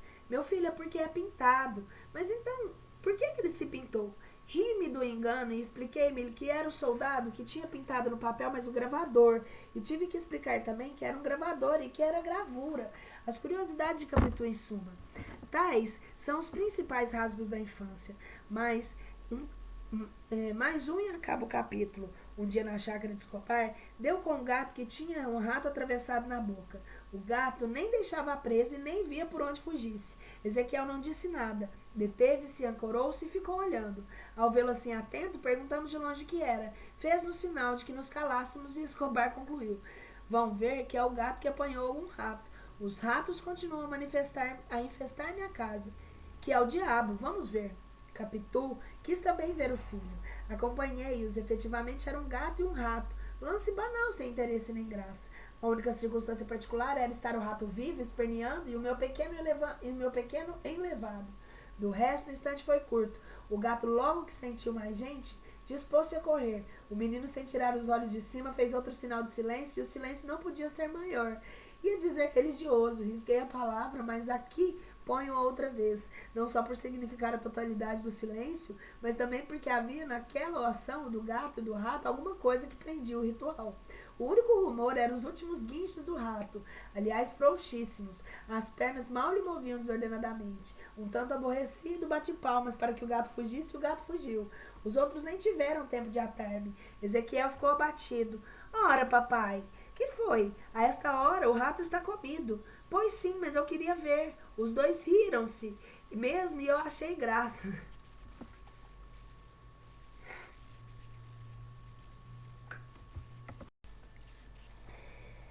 Capítulo 111. Contado depressa. Achei-lhe graça e não lhe nego ainda agora, apesar do tempo passado, dos sucessos ocorridos de tal ou qual simpatia, ao rato que acho em mim. Teve graça. Não me pesa dizê-lo. Os que amam a natureza como ela quer ser amada, se repudiam parcial nem exclusões injustas, não acham nela nada inferior. Amo o rato, não desamo o gato. Já pensei em os fazer vivos juntos, mas vi que são incompatíveis. Em verdade, um rói-me os livros, outro o queijo. Mas não é muito que eu lhes perdoe. E se já perdoei um cachorro que me levou, foi descanso em piores circunstâncias. Contarei o caso depressa. Foi quando nasceu Ezequiel. A mãe estava com febre, Sancha vivia ao pé dela, e 3 cães na rua latiam toda a noite. Procurei o fiscal e foi como se procurasse o leitor, que só agora sabe disso. Então, resolvi matá-los. Comprei veneno, mandei fazer 3 bolas de carne e eu mesmo inseri nelas a droga. De noite saí, era 1 hora, nem a doente nem a enfermeira podiam dormir com a bulha dos cães. Quando eles me viram, afastaram-se e desceram para o lado da praia do Flamengo. Um ficou a distância curta, como que esperando. Fui-me a ele, assoviando e dando estalinhos com os dedos. O diabo ainda latiu, mas fiado nos sinais de amizade, foi se calando, até que se calou de todo. Como eu continuasse, ele veio a mim, devagar mexendo a cauda, que é o seu modo de rir deles. Eu tinha já na mão as bolas envenenadas, ia deitar-lhe uma delas, quando aquele rio especial, carinho, confiança, ou o que quer que seja, me atou à vontade. Fiquei assim, não sei como, tocado de pena, e guardei as bolas no bolso. Ao leitor pode parecer que parece que foi o cheiro da carne que remeteu o cão ao silêncio. Não digo que não, eu cuido que ele não quis me atribuir perfídia ao gesto, entregou-se-me. A conclusão é que se livrou. Capítulo 112. As imitações de Ezequiel. Tal não faria Ezequiel, não comporia bolas envenenadas, suponho, mas não a recusaria também. O que faria com certeza era ir atrás dos cães à pedrada, até onde lhe dessem as pernas. E tivesse um pau, iria a pau. Capítulo ria por aquele batalhador futuro. Não saia a nós que gostamos da paz. Não saia a nós que gostamos da paz, disse-me ela um dia. Mas papai em moço era assim também, mamãe é que contava. Não sairá maricas, repliquei. Eu só lhe descubro o defeitozinho, gosta de imitar os outros. Imitar como? Imita os gestos, o modo, as atitudes, imita a prima Justina, imita José Dias. Já achei até um jeito dos pés de Escobar e dos olhos. Capitu deixou-me estar pensando e olhando para mim e disse afinal que era preciso emendá-lo. Agora, reparava que realmente era a vez do filho, mas parecia que era só imitar por imitar, como sucede a muitas pessoas grandes que tomam maneiras dos outros. E para que não fosse mais longe, também não vamos modificá-lo, sempre há tempo de corrigi-lo. Ah, vou ver. Também você não era assim quando se zangava com alguém. Quando se zangava, concordo, vingança de menino. Sim, mas eu não gosto de imitações em casa. E naquele tempo gostavas de mim? Disse eu, batendo-lhe na face. A resposta de Capitu foi um riso doce de escárnio, um desses risos que não se escrevem e apenas se pintarão. Depois estirou os braços e atirou-os sobre os ombros, tão cheios de graça que pareciam um colar de flores. Eu fiz o mesmo aos meus e senti não haver ali um escultor que transferisse a atitude a um pedaço de mármore. Só brilharia o artista, é certo.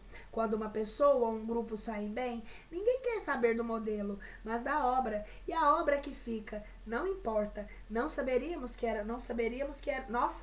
éramos nós. Capítulo 113. Embargos de terceiro. Por falar nisso, é natural que me perguntes, sendo antes tão ansioso dela, não continuei a sê-lo a passar o filho dos anos. Sim, senhor, continuei. Continuei a tal ponto que o menor gesto me afligia mais ínfima palavra, uma insistência qualquer, muitas vezes só a indiferença bastava. Cheguei a ter ciúmes de tudo e de todos. Um vizinho, um par de valsa, qualquer homem moço ou maduro me enchia de terror e desconfiança. É certo que Capitu gostava de ser vista, e o meio mais próprio a tal fim, disse-me a uma senhora um dia, é ver também, e não haver sem mostrar que se vê. A senhora que me disse isso, cuido que gostou de mim, e foi naturalmente por não achar da minha parte correspondência aos seus afetos que me explicou daquela maneira os seus olhos teimosos. Outros olhos me procuravam também, não muitos, e digo nada sobre eles, tendo aliás confessado princípios às minhas aventuras vindouras, mas eram ainda vindouras. Naquele tempo, por mais mulheres bonitas que achasse, nenhuma receberia a mínima parte do amor que tinha Capitu. A minha própria mãe não queria mais que metade. Capitu era tudo mais que tudo. Não via, não lembra que fosse 2 vezes sem ela. Um benefício de ator e uma esteia de ópera, a que ela não foi por ter adoecido, mas quis por força que eu fosse. Era tarde para mandar o camarote a Escobar. Saí, mas voltei no fim do primeiro ato. Encontrei a Escobar na porta do corredor. Vinha falar-te, disse-me ele. Expliquei que tinha saído para o teatro, de onde voltara receoso de Capitu, que ficara doente. Doente de quê? Perguntou Escobar. Queixava-se da cabeça e do estômago. Então vou-me embora. Vinha para aquele negócio de embargos. Eram os embargos de terceiro. Ocorrera um incidente importante. Tendo ele jantado na cidade, não quis ir para casa sem dizer-me o que era, mas agora falaria depois. Não falemos já sobe, ela pode estar melhor. Se estiver pior, desces. Capitu estava melhor e até boa. Confessou-me que apenas tivera uma dor de cabeça do nada, mas agradava o padecimento para que eu fosse divertir-me. Não falava alegre, o que me fez desconfiar que mentia. Para não me meter medo, mas jurou que era verdade pura. Escobar sorriu e disse, a cunhadinha está tão doente como você ou eu. Vamos aos embargos.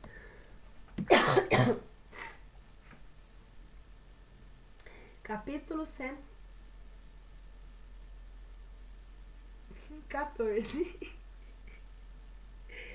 CXIV. Em que se explica o explicado. Antes de ir aos embargos, expliquemos ainda um ponto que já ficou explicado, mas não bem explicado. Viste que eu pedi, no capítulo 110, a um professor de música de São Paulo que me escrevesse a toada daquele pregão doce de Matacavalos. Em si, matéria coxa e não vale a pena de um capítulo, mais 2, mas há matérias tais que trazem ensinamentos interessantes e não agradáveis. Expliquemos o explicado. Capitu e eu tínhamos jurado de não esquecer mais aquele pregão.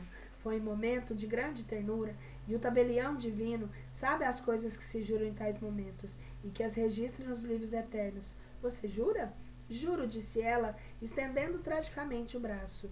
Aproveitei o gesto para beijar-lhe a mão. Estava ainda no seminário. Quando fui para São Paulo, querendo um dia relembrar a toada, vi que ia perdendo inteiramente. Consegui recordá-la e corri ao professor, que me fez o obséquio de a escrever no pedacinho de papel. Foi para não faltar o juramento que fiz isso. Mas há de crer que, quando corri aos papéis velhos naquela noite da glória, também não me lembrava já da toada nem do texto. Fiz-me de pontual ao juramento, e este é que foi o meu pecado. Esquecer qualquer um esquece. Ao certo, ninguém sabe se há de manter ou não um juramento. Coisas futuras. Portanto, a nossa Constituição Política, transferindo a juramento a afirmação simples, é profundamente imoral. Acabou com um pecado terrível. Faltar do compromisso é sempre infidelidade. Mas há alguém que tenha mais temor a Deus que aos homens, e não lhe importará em mentir uma vez ou outra, desde que não mete a alma no purgatório. Não confundam purgatório com o inferno, que é o eterno naufrágio. Purgatório é uma casa de penhores que empresta sob todas as virtudes, a juro alto e prazo curto. Mas os prazos renovam-se até que um dia uma ou 2 virtudes medianas pagam os pecados grandes e pequenos. Dúvidas sobre dúvidas, capítulo 115. Vamos agora aos embargos. E por que iremos aos embargos? Deus sabe o que custa escrevê-los. Quanto mais contá-los. Da circunstância nova, Escobar Escobar me trazia, apenas digo o que lhe disse então. Isto é que não valia nada. Nada? Quase nada. Então vale alguma coisa. Para reforçar as razões que já temos, vale menos que o chá que você vai tomar comigo. E é tarde para tomar chá. Tomaremos depressa. Tomamos depressa. Durante ele, Escobar olhava para mim desconfiado, como se cuidasse que recusava circunstância nova para forrar-me a escrevê-la. Mas tal suspeita não ia à nossa amizade. Quando ele saiu, referi as minhas dúvidas a Capitu, e a elas desfez com a arte fina que possuía, um jeito, uma graça toda sua, capaz de dissipar as mesmas tristezas de Olímpio. Seria o negócio dos embargos, concluiu. A ele veio até aqui, a esta hora, é que está impressionado com a demanda. Tens razão. Palavra, puxa palavra. Falei outras dúvidas, e eu não era um poço delas. Coachavam dentro de mim como as verdadeiras rãs, a ponto de me tirarem o sono algumas vezes. Disse-lhe que começava a achar a minha mãe um tanto fria e arredia com ela, pois aqui mesmo valeu a arte fina de Capitu. Já disse a você o que é, coisas de sogra. Mamãezinha tem ciúmes de você. Logo que eles passem e as saudades aumentem, ela torna a ser o que era, em lhe faltando o neto. Mas eu tenho notado que já é fria também com Ezequiel. Quando ele vai comigo, mamãe não lhe faz as mesmas graças. Quem sabe não se não anda doente? Vamos nós jantar com ela amanhã? Vamos. Não, pois vamos. Fomos jantar com a minha velha. Já lhe podia chamar assim, posto que os seus cabelos brancos não fossem todos nem totalmente, e o rosto estivessem comparativamente fresco. Era uma espécie de mocidade quinquagenária, ou de de ancianidade viçosa, à escolha, mas nada de melancolias. Não quero falar dos olhos molhados, à entrada e à saída. Pouco entrou na conversação. Também não era facilmente acostumada. José Dias falou do casamento em suas belezas, da política, e da Europa e da homeopatia. Tio Cosme das suas moléstias, prima Justina da vizinhança, ou José Dias quando saía da sala. Quando voltamos à noite, viemos ali a pé, falamos das minhas dúvidas. Capitu novamente me aconselhou que esperássemos. Sogras eram todas assim. Lá vinham um dia e mudavam. Ao passo que ainda me falava, recrudescia de ternura. Dali em diante foi cada vez mais doce comigo. Não me ia esperar à janela para não espetar-nos os ciúmes. Quando eu subia, via no alto da escada, entre as grades da cancela, cara deliciosa da minha amiga e esposa, risonha como toda a infância. Ezequiel às vezes estava com ela. Nós o havíamos acostumado a ver o ósculo da chegada e da saída, e ele enchia-me a cara de beijos. Capítulo, né? Capítulo 116. Apalpei José Dias sobre as maneiras novas de minha mãe. Ficou espantado. Não havia nada e nem podia haver coisa alguma. Tantos eram os louvores incessantes que ele ouvia à bela e virtuosa Capitu. Agora, quando os ouço, entro também no coro, mas a princípio ficava envergonhadíssimo. Para quem chegou, como eu, a arregar este casamento, era duro confessar que ele foi uma verdadeira bênção do céu. Que digna de senhora não saiu a criança travessa de matar cavalos? O pai é que nos separou um pouco, enquanto não nos conhecíamos. Mas tudo acabou bem.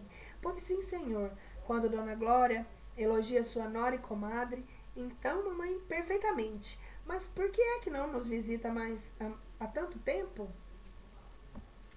Creio que tem andado mais achada dos seus reumatismos. Este ano tem feito muito frio. Imagine a aflição dela, que andava o dia inteiro, e agora é obrigada a estar quieta ao pé do irmão, que lá tem o seu mal. Quis observar que a razão e a interrupção das visitas, e não a frieza de ambos quando íamos a nós a matacavalos. Mas não estende longe a intimidade do agregado. José Dias pediu para ver o nosso profetazinho, assim chamava o Ezequiel, e fez-lhe festas do costume. Dessa vez falou ao modo bíblico. Estivera na véspera a folhear o livro de Ezequiel, como soube depois, e perguntava-lhe: como vai isso, filho do homem? Dize-me, filho do homem, onde estão os teus brinquedos? Queres comer doce, filho do homem? Que filho do homem é esse? Perguntou Capitu, agastada. São os modos de dizer da Bíblia. Pois eu não gosto deles, replicou ela com aspereza. Tem razão, Capitu, concordou o agregado. Você não imagina como a Bíblia é cheia de expressões cruas e grosseiras. Eu falava assim para variar. Tu como vais, meu anjo? Meu anjo, como é que eu ando na rua? Como é que eu ando na rua? Não atalhou, Capitu. Já lhe vou tirando esse costume de imitar os outros. mas tem muita graça a mim quando ele copia os meus gestos. Parece-me que sou eu mesmo, pequenino. Outro dia, chegou a fazer um gesto de Glória, tão bem que ela lhe deu um beijo em paga. Vamos ver como é que eu ando? Não, Ezequiel, disse eu, mamãe não quer. Eu mesma achava feio tal cestro. Alguns dos gestos já iam lhe ficando mais repetidos, como o das mãos e dos pés de Escobar, ultimamente até apanhara o modo de voltar a cabeça deste, quando falava, e o deixá-la cair quando ria. Capitão ralhava, mas o menino era travesso, como o diabo. Apenas começamos a falar outra coisa, e saltou ao meio da sala, dizendo a José Dias, o senhor anda assim. Não podemos deixar de rir, eu mais que ninguém. A primeira pessoa que fechou a cara e que repreendeu e a chamou a si foi Capitu. Não quero isso, ouviu? Capítulo 117. Já então, amigos próximos, já então Escobar deixara Andaraí e comprar uma casa no Flamengo, casa que ainda ali vi há dias, quando me deu uma grana experimentar se as sensações antigas estavam mortas ou dormiam só.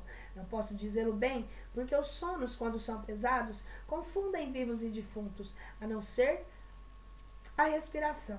Eu respirava um pouco, mas pode ser que fosse do mar meio agitado. Enfim, passei, acendi um charuto e dei por mim no catete. Tinha subido pela Rua da Princesa, uma rua antiga. Oh, ruas antigas, oh, casas antigas, oh, pernas antigas. Todos nós éramos antigos. E não preciso dizer que no mau sentido, no sentido de velho e acabado. Velha é a casa, mas não lhe alteraram nada. Não sei se até ainda tem o mesmo número. Não digo que o número é para não irem indagar e cavar a história. Não é que Escobar ainda more nem sequer viva. Morreu pouco depois, por um modo que hei de contar. Enquanto viveu, uma vez que estávamos tão próximos, tínhamos, por assim dizer, uma só casa, e eu vivia na dele, ele na minha, e o pedaço da praia entre a Glória e o Flamengo como um caminho próprio e particular.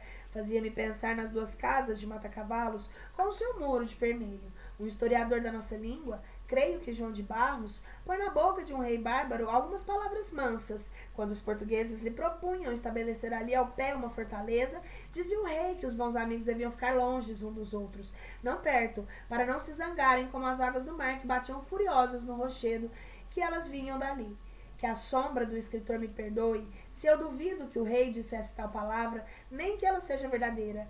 Provavelmente foi o mesmo escritor que a inventou para adornar o texto, e não fez mal, porque é bonita, realmente é bonita. Eu creio que o mar então batia na pedra, como é seu costume, desde Ulisses e antes. Agora, que a comparação seja verdadeira, é que não. Seguramente há inimigos contíguos, mas também há amigos de perto e do peito. E o escritor esquecia, salvo se ainda não era do seu tempo. Esquecia o adágio, longe dos olhos, longe do coração. Não podíamos ter corações agora mais perto. As nossas mulheres viviam na casa uma da outra. Nós passávamos as noites cá ou lá, conversando, jogando e mirando o mar.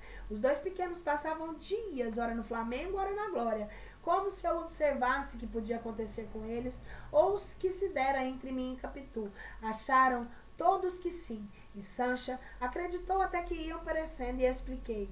Não é porque Ezequiel imita os gestos dos outros. Escobar concordou comigo e insinuou alguma vez que as crianças se frequentam, que muito acabam parecendo umas com as outras. Opinei de cabeça, como se sucedia nas matérias que eu não sabia bem nem mal.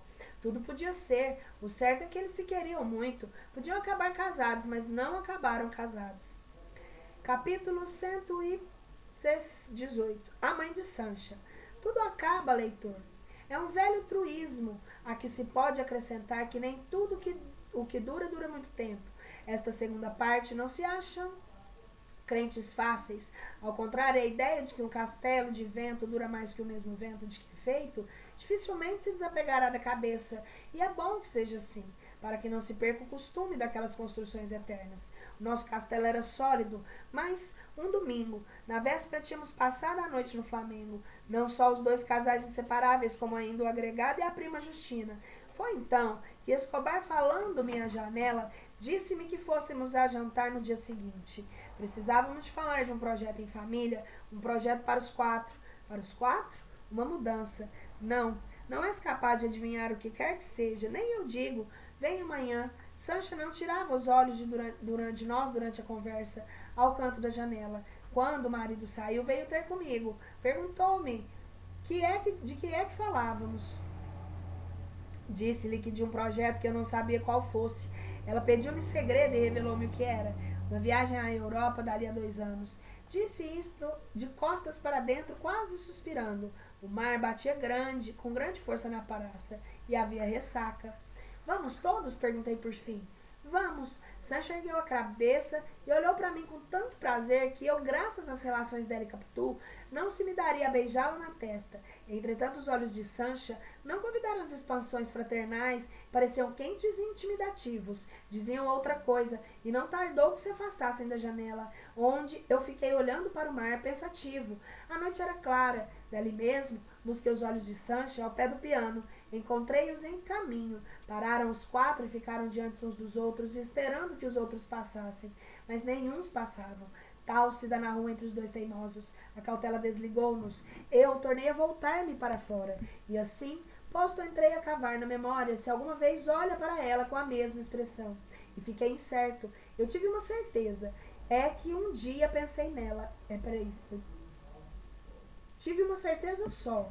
É que um dia eu pensei nela, como se pensa na bela desconhecida que passa. Mas então dar-se-ia que ela, adivinhando, talvez o simples pensamento me traduzisse cá fora, e ela me fugisse outrora irritada ou acanhada. E agora, um movimento invencível.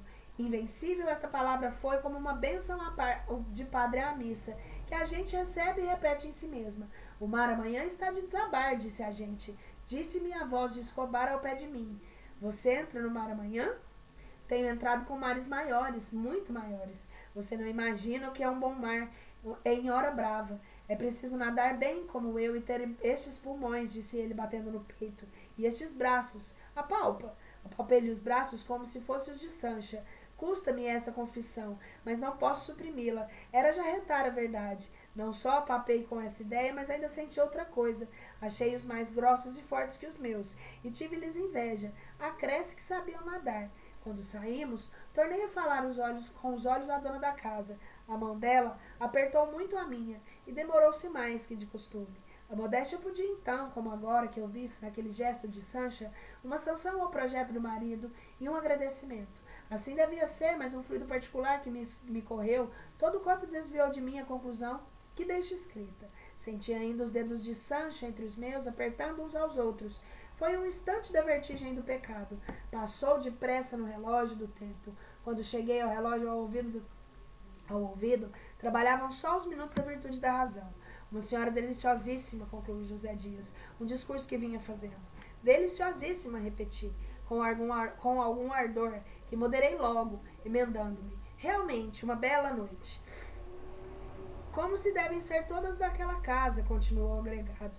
Cá fora, não. Cá fora o mar está zangado. Escute, ouvia-se o mar forte, como já se ouvia de casa. A ressaca era grande e à distância viam-se crescer as ondas. Capitu e prima Justina, que iam adiante, detiveram numas voltas da praia e fomos conversando os 4. Mas eu conversava mal, não havia meio de esquecer inteiramente a mão de Sancha nem os olhos que trocamos.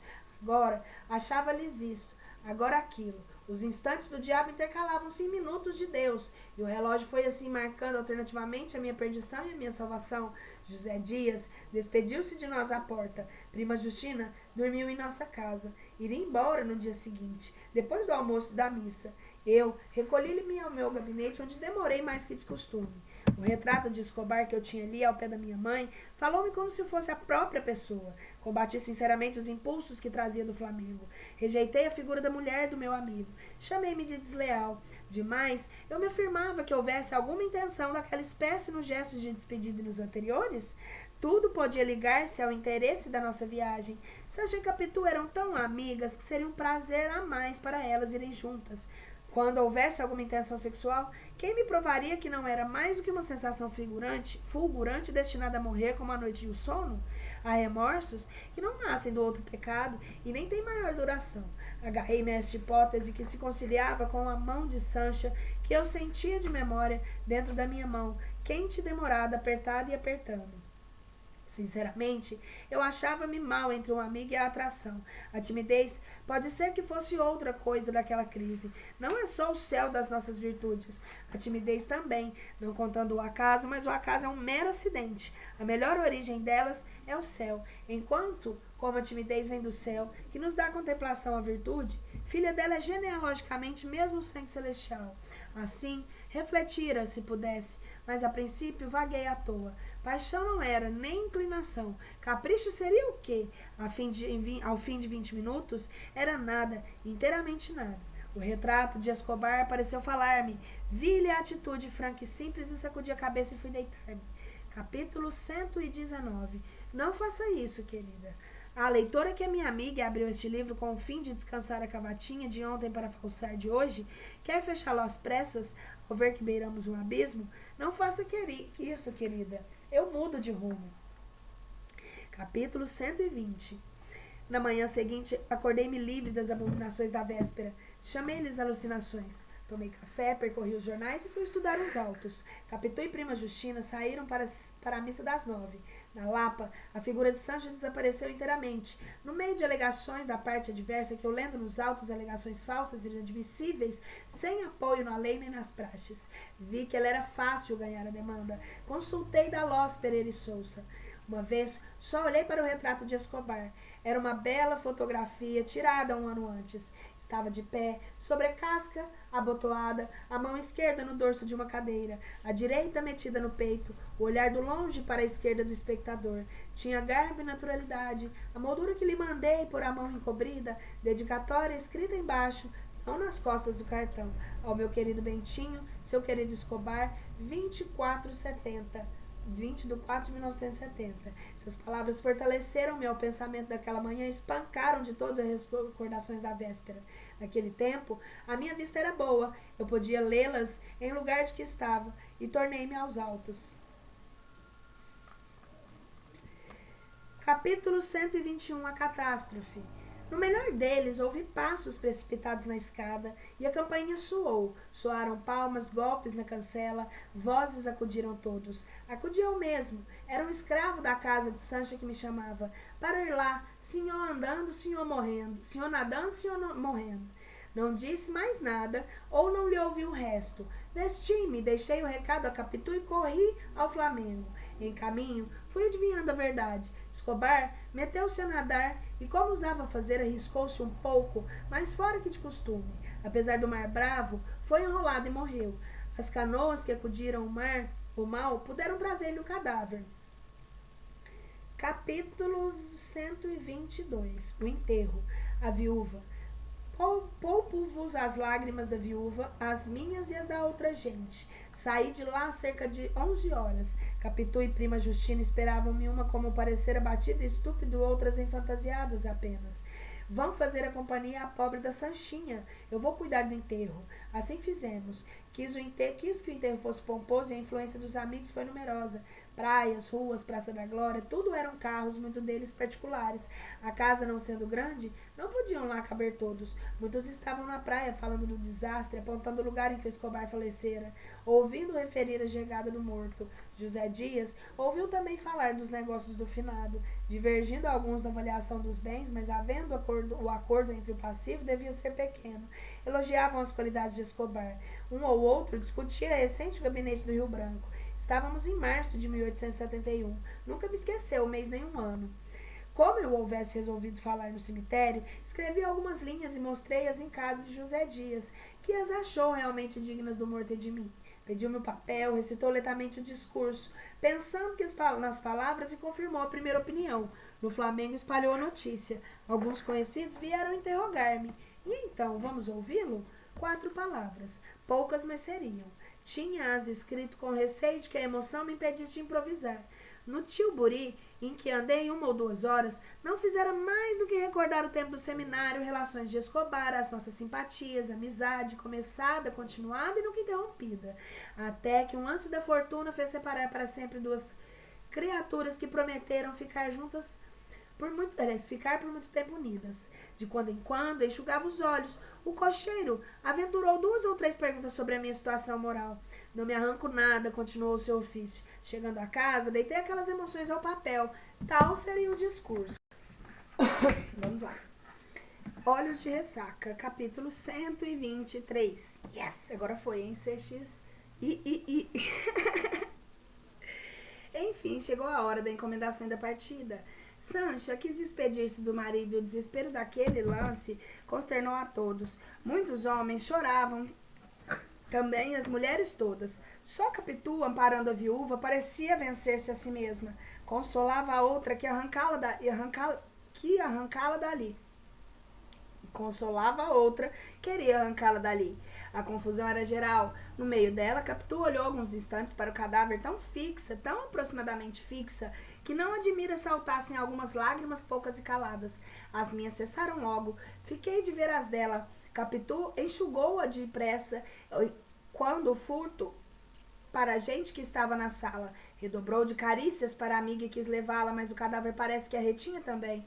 Momento em que os olhos de Capitu fitaram o defunto, os quais da viúva, sem o pranto nem palavras desta, mais grandes e aberto, como a vaga do mar lá fora, como se quisesse tragar também o nadador da manhã.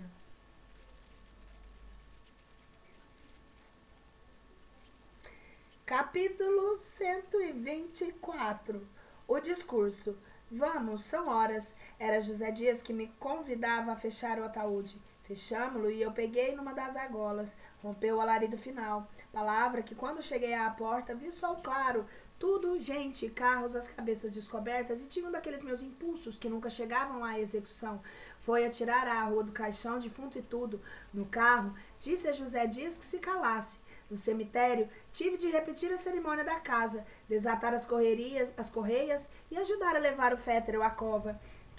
O que isso me custou, imagina. Descido o cadáver à cova, trouxeram a cal e a pá. Sabes disso, terás ido a mais de um enterro. Mas o que não sabes e nem pode saber nenhum dos teus amigos, leitor ou qualquer outro estranho, é a crise que me tomou quando vi os olhos em mim, os pés quietos e as orelhas atentas, e ao cabo de alguns instantes de total silêncio, um sussurro vago, algumas vozes interrogativas, sinais, alguém, José Dias, que me dizia ao ouvido: então fale. Era o discurso. Queriam o discurso. Tinham jus ao discurso anunciado. Maquinalmente meti a mão no bolso, saquei-lhe o papel e li-os aos trambolhões. Não todo, nem seguido, nem claro. A voz parecia-me entrar em vez de sair. As mãos tremiam-me. Era só a emoção nova que me fazia assim. Era o próprio texto, as memórias do amigo, as saudades confessadas, os louvores a pessoas e aos seus méritos. Tudo isso que eu era obrigada a dizer e dizia mal. Ao mesmo tempo, temendo que me adivinhasse a verdade,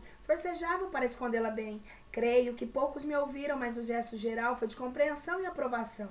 As mãos que me deram a apertar eram de solidariedade, e alguns diziam: muito bonito, muito bem, magnífico. José Dias achou que a eloquência estivera na altura da piedade. Um homem que me pareceu jornalista pediu-me licença para levar o manuscrito e imprimi-lo. Só a minha grande turbação recusaria um obséquio tão simples. Capítulo 125. Uma comparação. Priâmulo julga-se o mais infeliz dos homens, por beijar a mão daquele que matou o filho. Homero é que relata isso e é um bom autor. Não obstante, contá-lo em verso, mas há narrações exatas em verso e até malverso. Compara a tua situação de Príamo com a minha. Eu acabava de louvar as virtudes do homem que recebera defunto. Aqueles olhos. É impossível que algum Homero não tirasse da minha situação muito melhor efeito ou quanto menos igual.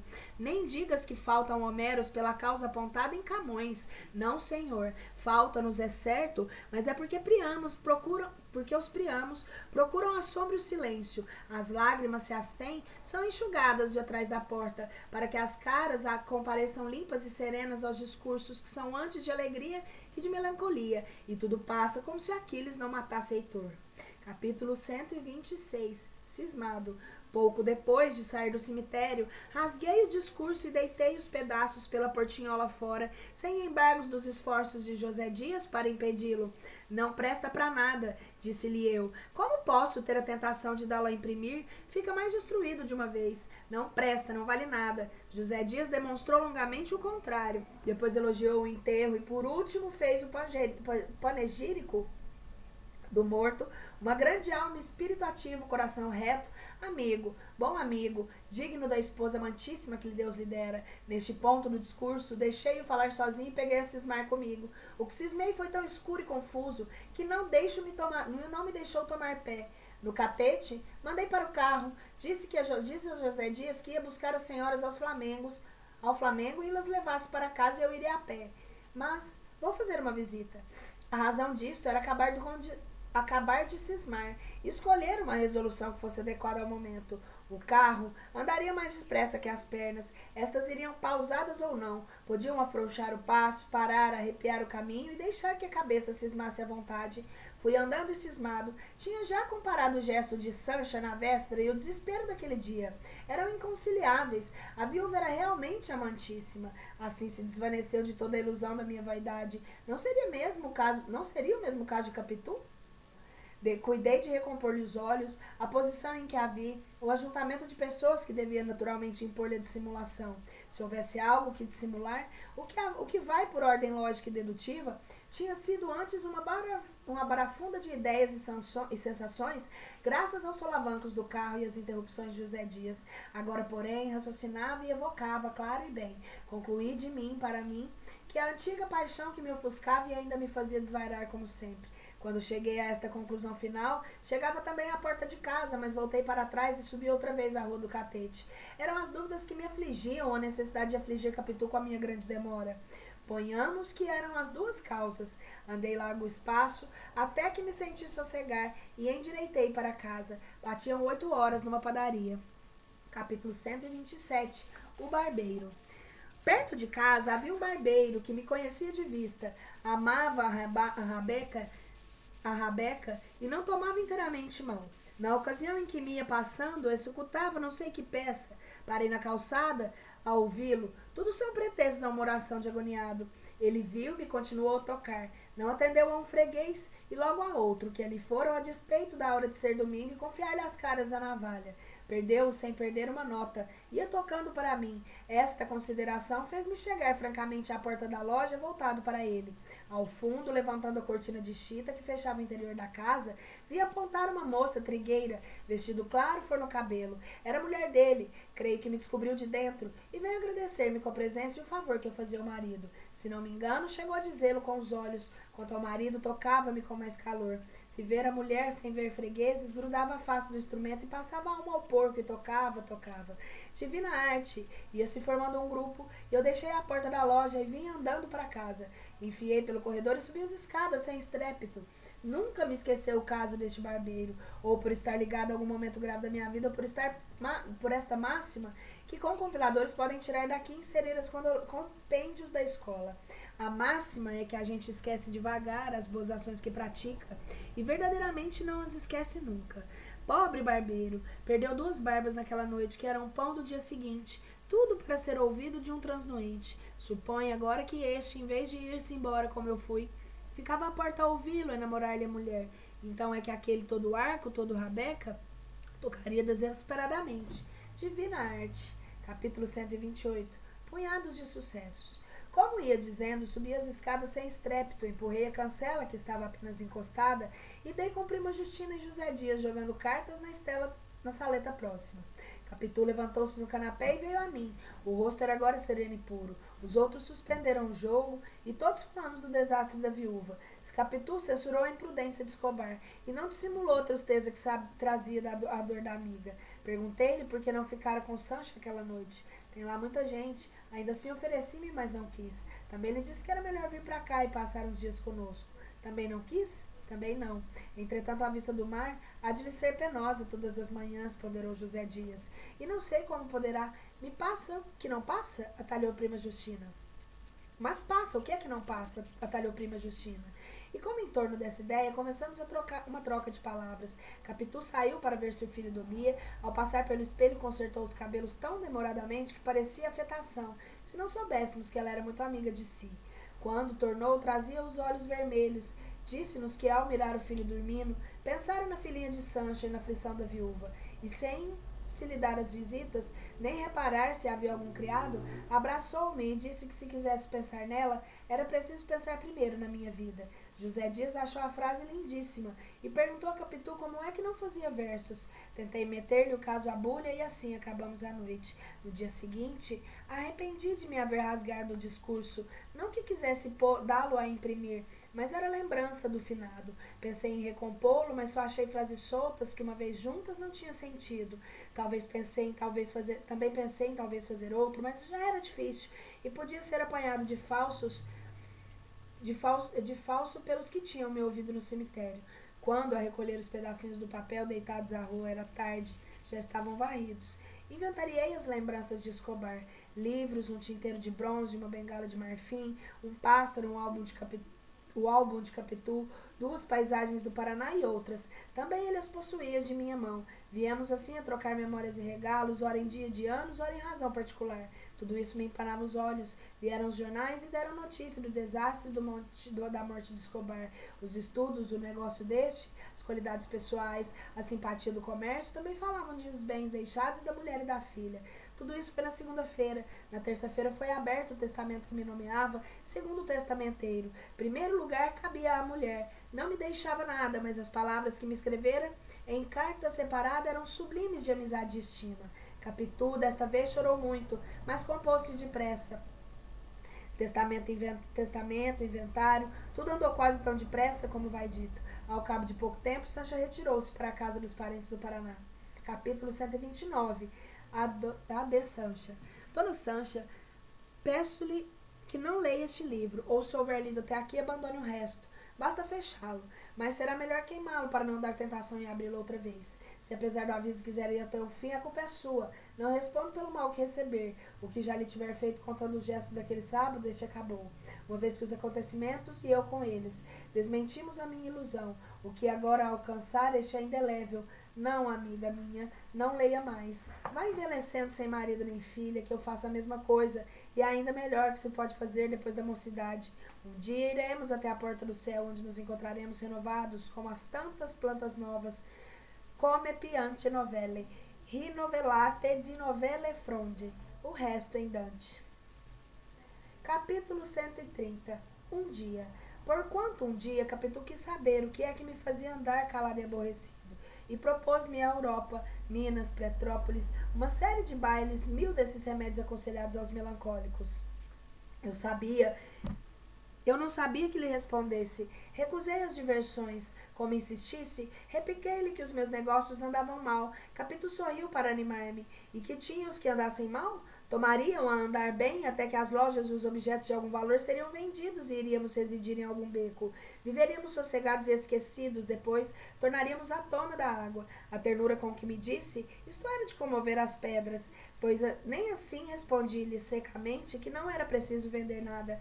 Deixei-me estar calado e aborrecido. Ela propôs-me jogar cartas ou damas, um passeio a pé, uma visita de mata-cavalos, e como eu não aceitasse nada, foi para a sala, abriu o piano e começou a tocar. Eu aproveitei a ausência, peguei o chapéu e saí. Perdão, mas este capítulo deveria ser parecido de outro, em que contasse um incidente ocorrido por poucas semanas antes, 2 meses depois da partida de Sancha.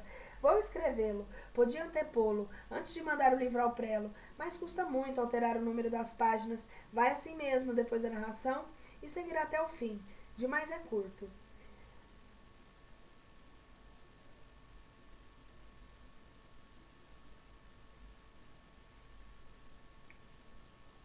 Capítulo 131. Anterior ao anterior.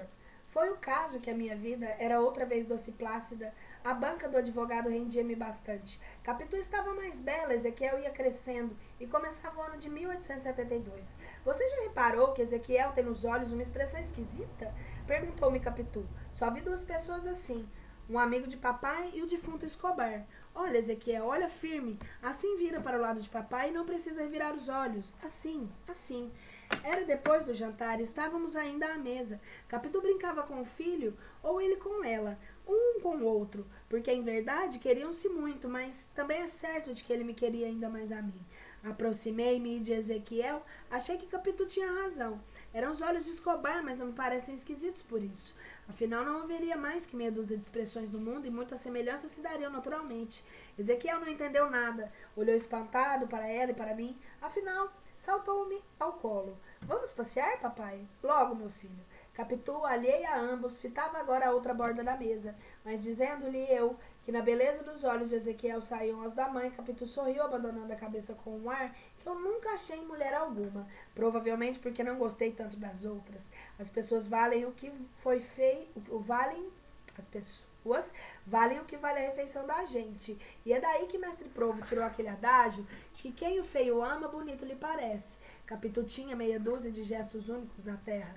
Aquele entrou-me pela alma dentro. Assim explicado que ocorresse a minha esposa e a amiga que lhe enchesse de cara de beijos. Mas este outro incidente não é radicalmente necessário à compreensão do capítulo passado e dos futuros. Fiquemos nos olhos de Ezequiel. O debuxo e o colorido. 2 horas diretas de leitura, vocês vão ficar com o debuxo e o colorido para amanhã. Um beijo!